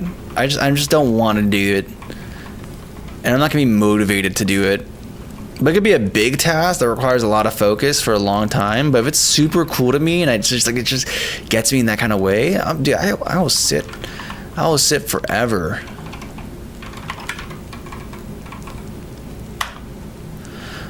Yeah, I think we're gonna do a new shader. I want to do the cloud scrolling effect, so I think we're gonna do that. I think there's some other things we need to pass in as well. In fact, I know for a fact we're passing in time at some level, because for the renderer, we pass in a time parameter for animated sprites. That's how they animate. No, it's not. It's the animator stuff in the CPU side that's driving that. Okay, never mind. Yeah, I guess I just went this entire time without having a global clock of some sort. That's kind of wild. Cool. So we have... Yeah, we're going to make a shader. That's what we're going to do. And I believe we have this asset already here. I was trying to figure out how to make this... Yeah, but we're not going to do that. Shaders, we have the lit sprite thing. We're not doing that yet. We have unlit frag and unlit sprite. Or I have a default.vert, and then we have a unlit dot frag. And then this is a lit sprite. Okay, cool. And this is what we use for like animation stuff. Okay. So I'm gonna make a duplicate of this. I'm gonna make a few versions of this fragment shader.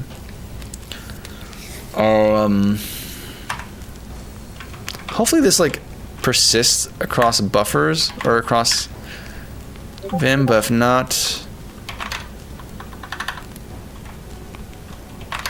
Vim cloud dot frag.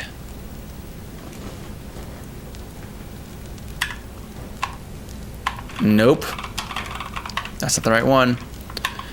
Okay, so we're gonna check the reference.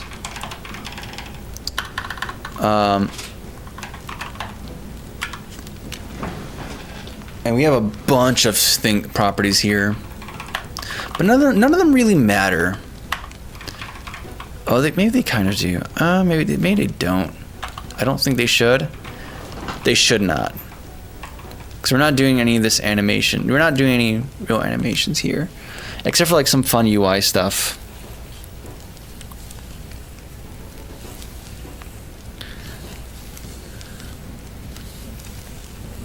Good night. You have a good one, dude.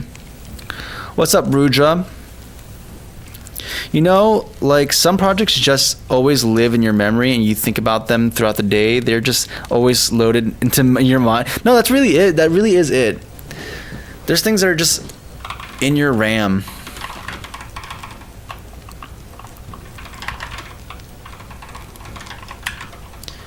That's a good way of thinking about it.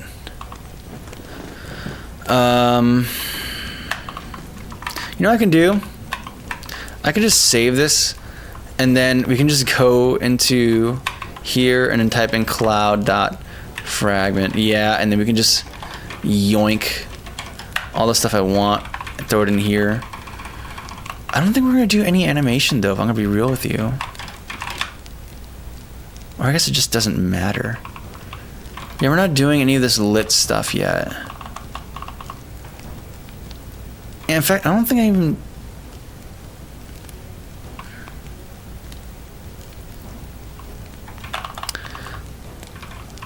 Okay, we need to just fix our terminology here, because there's a lot of things that are just not right.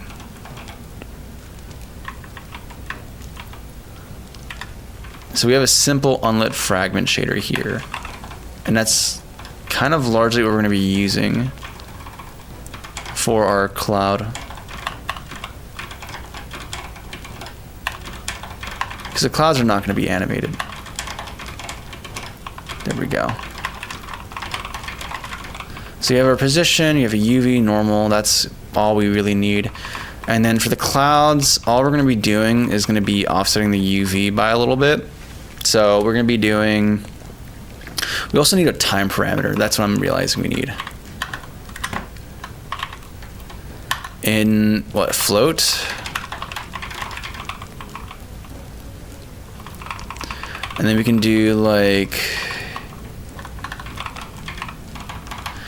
OpenGL. GLSL is odd. I keep forgetting stuff between HLSL and GLSL. Can we see a demo? Sure, you can see the look of it right now. I wonder if it's gonna work because one shader is not gonna compile. Ah, it works. So this is how it looks currently. The target is to make it look like this other version I did in Unity. This one's much more robust because I make it change with time of day and all this kind of stuff. So yeah, I'm remaking this in my own engine. That's what we're doing.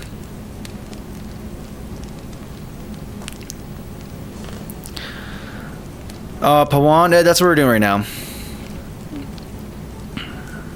What do you work? Yeah, there you go. Kodu flower. So yeah, this is coming along, and this is kind of a nice little precursor to actually working on any game in my engine, because to do this properly, I need to do audio. I already have input figured out, but audio, some basic visuals. a lot more time and stuff. What's the goal of the own engine? Just to leave Unity entirely and have a workflow that's tailored to me and works the way I want it to. Just want to be free, man. Just want to be free. Dobby wants to be free with a hammer molded to his hands. Okay. So we have this. I keep forgetting the syntax. I think we're going to do like vec2. I think that's correct syntax. UV is going to equal to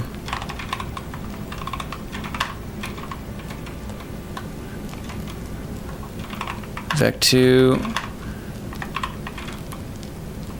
Yeah, so we're going to do just normal UV dot Y here. But in here, we're going to be using this UV dot X plus time.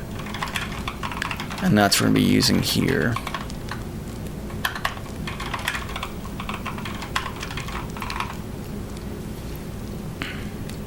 Thank you, Kodu. Thanks for the encouragement. I appreciate it, man.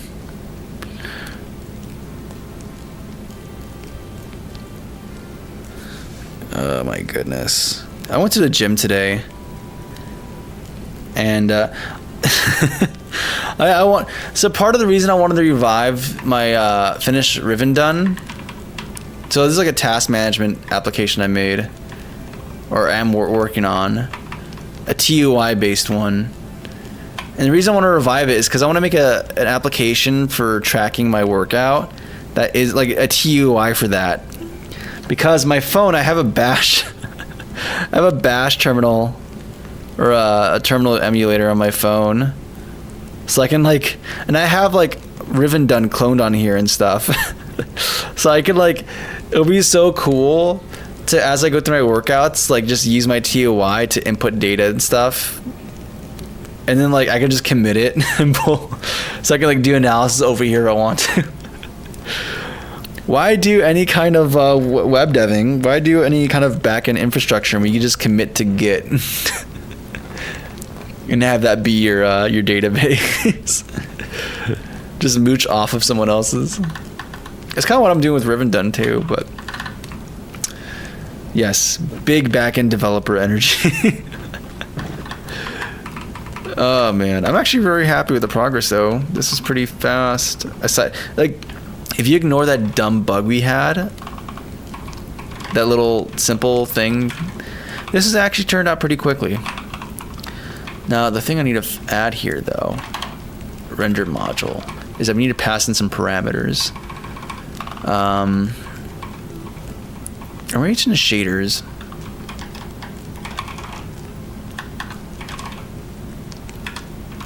No, that's just yeah, I think this shader module just keeps track of these guys. But the actual render module is where we do a lot of all the changes. So if we go to like render, and within this loop, programs, we use a program, and then you pass in the GL ints. So we just need to pass like a GL float.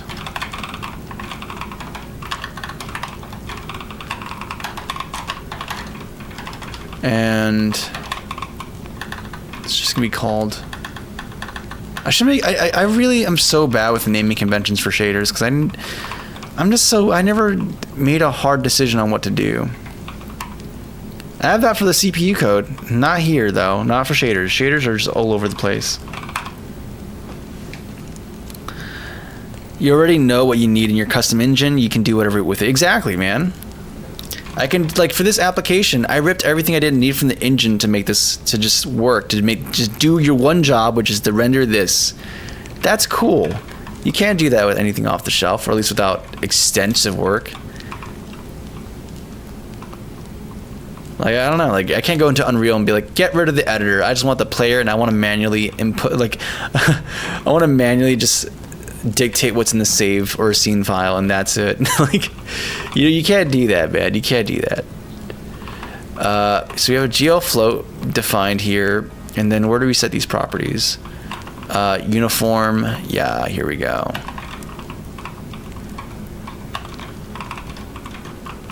These are attributes.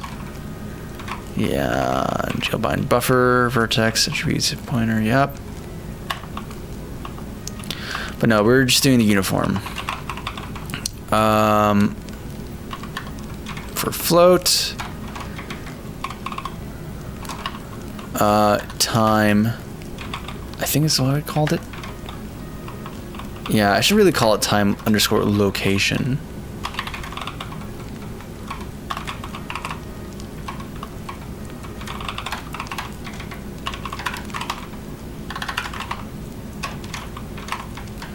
And animators, nope, none of this, none of this, none of this.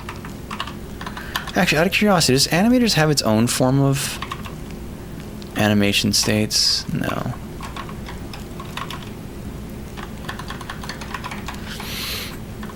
Yeah, we need to have some kind of time keep going on here.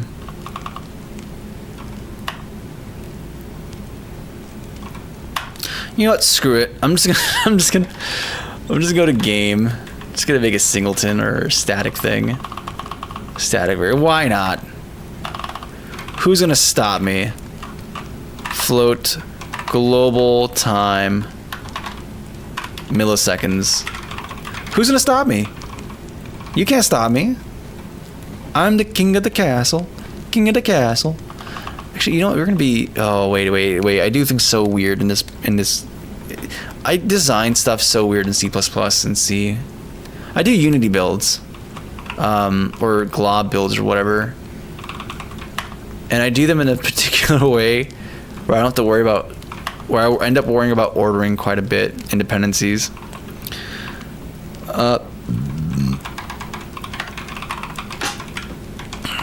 So I can define global time here and assign this value to it, but I'm afraid I don't think the renderer, because this appears way before that and has no dependencies to this. So I think it requires, when you call render, yeah, I think we just have to, it's gonna be a parameter that's passed in.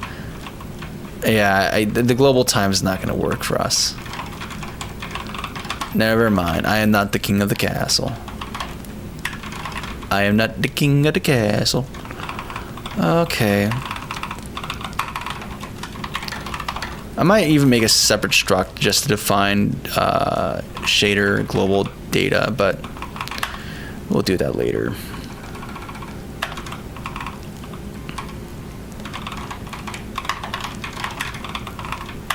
Okay, that should be the uniform that's used. And then, oh boy, we have to have a way of specifying that the cloud should use a specific shader. So either it's gonna be defined in the file format, or we define it like hard code in the application. Could lead to difficulties when you want to pause. Some things have, some other things keep moving. I mean, that's a matter of state management. Having a global time, like, I never have, global time is something that in other applications I've done. It's something that's never going to be stopped or paused. Like, even though the game is in that state of pause, like, that's not bound to that. Especially because I like having a separate thing that represents in-game time ticks, independent of, like, an application tick. Because then we do things like time dilation, for example. Like in this game, for example, I showed earlier, Crimson Crown. I was showing like this whole ability for the player to like slow down time and dilate it. Yeah, like here they have, oh my goodness, a slowdown. So like here they have like an ability that's like stops time. Yeah, time stop. And then,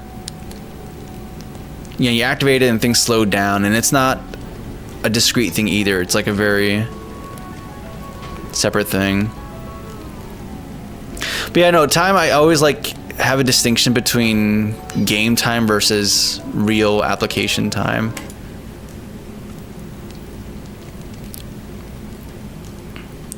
Do you start with game development? Yeah, I got started programming with game development.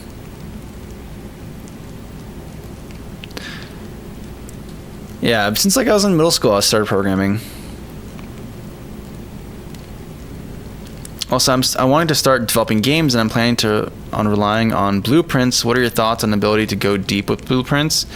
I mean, if in terms of Unreal, I mean, like blueprints are they're not bad performance wise. As far as the freedom of expression, there's only so much you can do with blueprints. They do have like snippets of code to execute C++ things if you need to have that extra freedom to do that. I see a lot of people do things where they prototype in blueprints and then end up rewriting it in C++. But like you don't necessarily have to do that. I just find like any kind of node-based thing, it becomes way more messier to deal with than just text. If that makes sense.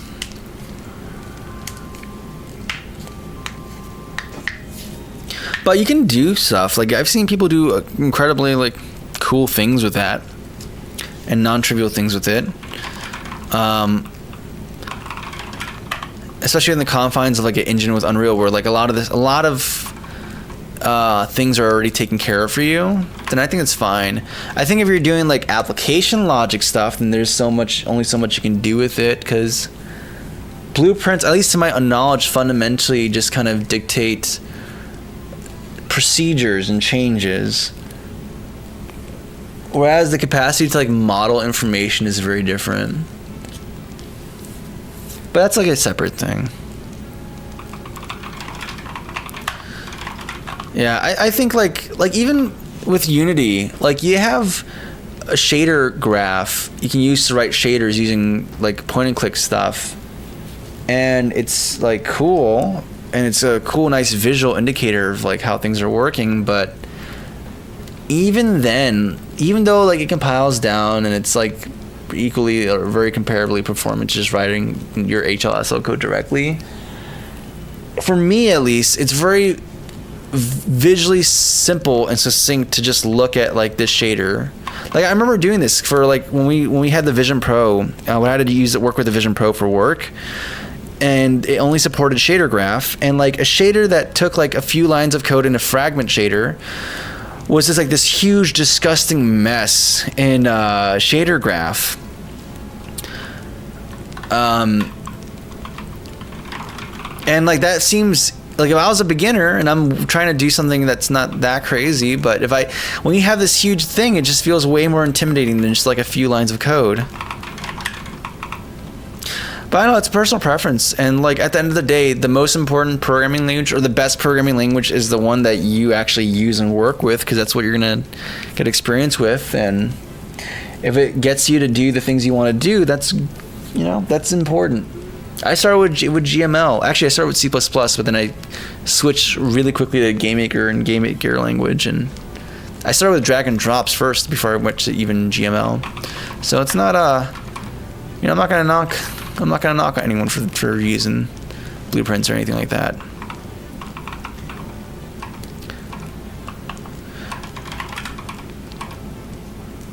Time is passed here.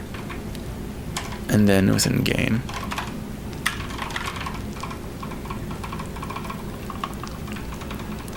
Yeah, we have things I need to figure out how I want to handle this.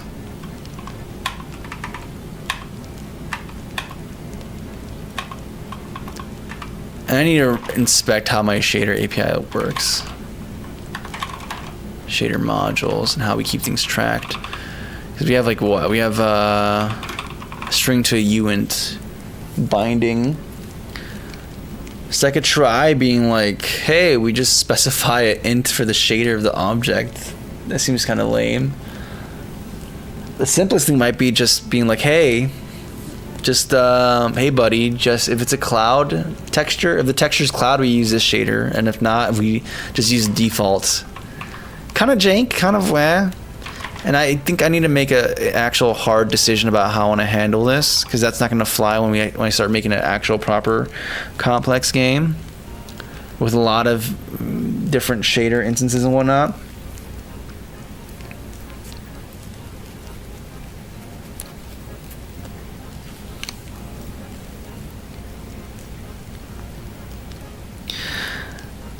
Later. Thanks for answering my questions. Hey, thank you, Nicholas. Good luck in your game deving and programming adventures. It's a long road. I'm still on that road right now, man. We're still learning every day. That's the fun part of it, man. Got work tomorrow. Enjoy the rest of the... Yeah, you have a good one, dude. Thanks for hanging out, man. Thanks, Terrell. Hope you have a good one, dude. Rest well, and always appreciate your modding on stream. And we'll talk this week about assets and stuff for the game project. Yeah, you let me know what day works good for you. And honestly, man, yeah, this might be something I just have to sleep on for a second and think about it. Because this has like some ramifications on how we design our file structure. And I want to make this very easy for me. Usually it's enough that just an entity can define, hey, I'm this type of entity. I'm going to use this type of shader. But for something like this, where it's like basically the same thing, I'm like, maybe just make the tile. Maybe have a list for tiles.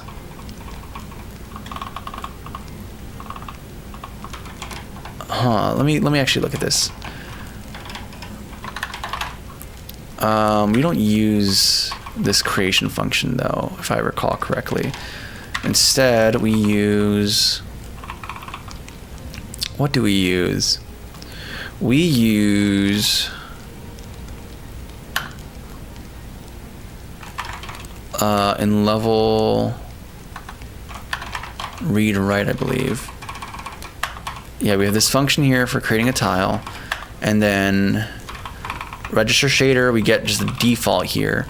But here we're gonna have a variance happen. We're gonna have like for fragment, may do a ternary operator, and like I don't know if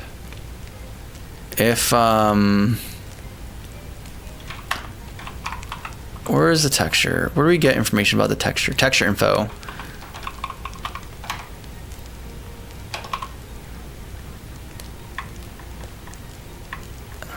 Oh, okay.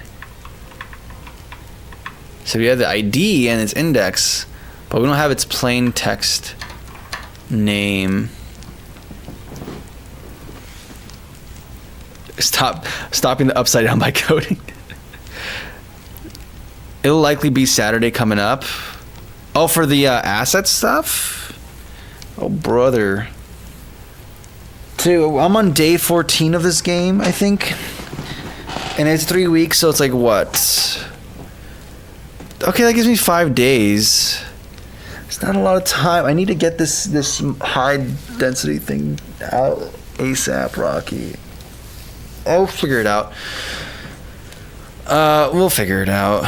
I think worst case scenario, I just use the assets you made and then test with the high poly count version, and then I could rely on the shell layering for the cylinders. Yeah, I can figure that out. I'm using CLion. I started with Python, by the way, then moved to Pascal, then moved back to Python for brushing up my skills in that language, switched to C, and then went to, oh my god, that's a wild trend change, and JS for uni. Gosh, how do you like C? How do you like C? Okay, I'm not liking this at all. I almost feel like we need to make like some kind of intermediary thing. I have a Python script to like build a static class in C++.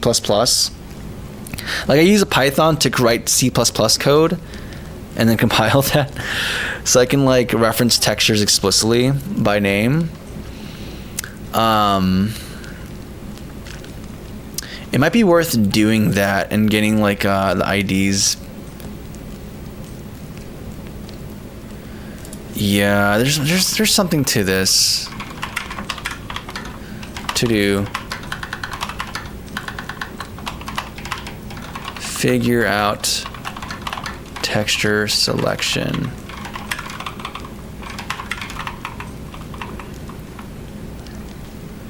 Yeah, this is how it looks for your username. Oh, it failed to compile. What fresh thing have I done wrong? An update. Call render. Oh yeah, because I never passed in the new pipeline, the new variable, which I believe is like we have to recompile the CLion or the CMake project. Yeah, there's a missing parameter. I'm not sure which one it is. Yeah, time is the first parameter. Okay, simple. I have that. All right, let's run it. So we're doing this. So this is gonna be a stream overlay / BRB type thing. I had it initially written in. I made this in Unity. I have a version in Unity, and it's responds to time and stuff like that, and all that. And now I'm rewriting it in my own version of my engine. Yeah, I'm writing in my own version of the engine, which now I'm starting to lament having stripped away so much things, but I think it should be fine.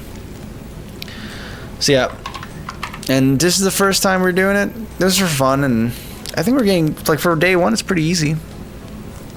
Or for the first day of trying to get this going, I think we got most of it kind of there already.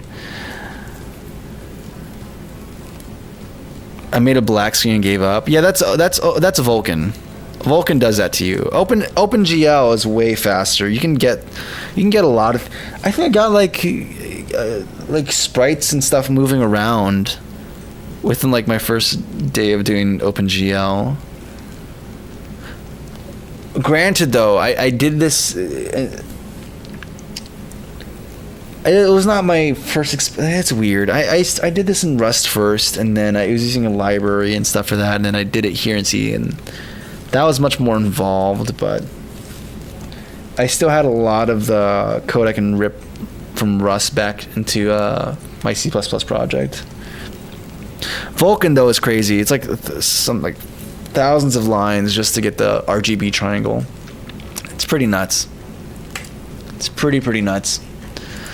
I'm very happy with this. I think when I have this move with my mouse position, though, so like if the mouse, because on the website for cozycabingames.com, we have it set that way where it's like it's responsive, so it moves with the mouse. So I think for my overlay, I might add that little movement. I think that would be pretty rad. The sign movement is nice, but I kind of like the responsiveness. But if I leave, like if it's for a go away thing, then the mouse is always going to be in the middle to be centered, and yeah, maybe not. I don't know. All right, either way, I think I'm going to call stream here because I need to think a little bit about how I want to architect this tile fragment shader selection thing. If I want to do the file format change, or if I want to do somewhere else, or have that be baked into the application, and if so, how am I going to know what type of tile it is? I have no idea. I could always even make a separate class of things. Like instead of tile, we can have another thing for. Maybe that's what I do. I just have a tile. Because essentially it's like even though it's the same behavior, it's a different, I can think of it as a different object if I wanted to. Or actually, I could just have a different keyword here. Like, I could just have a separate... Like, I'm calling this just tile. And that could be a default thing, but I can make something like cloud. And then, you know, still have it the same logic, give it the same logic as everything else, but in the code, when we construct it, we know to do something different with it. That might be the simplest thing, dude. What a flex. Thank you, man. Yeah, I think that might be the way I go about this. All right, I'm gonna end stream here, guys. I don't want to be too late, but thank you guys for watching. I appreciate your company. Hopefully you guys enjoyed the little code session we did today. It's supposed to be chilled and laid back. I was even thinking about playing Skyrim today on stream, but alas, we never. Whenever coding's involved, we never actually get to playing stuff. Usually, that just doesn't happen. It just doesn't happen. Anyways, but yeah, thank you for your company. Hopefully you guys enjoyed. Feel free to join the Discord if you want to ask questions and whatnot. It's !Discord. And yeah, I'm working on a game in 3 weeks. So we're halfway through that. So if you guys want to follow, that's going to be the things I'm going to be doing throughout the week. And yeah, guys, as always, until next time, God bless and stay cozy. Ta-ta.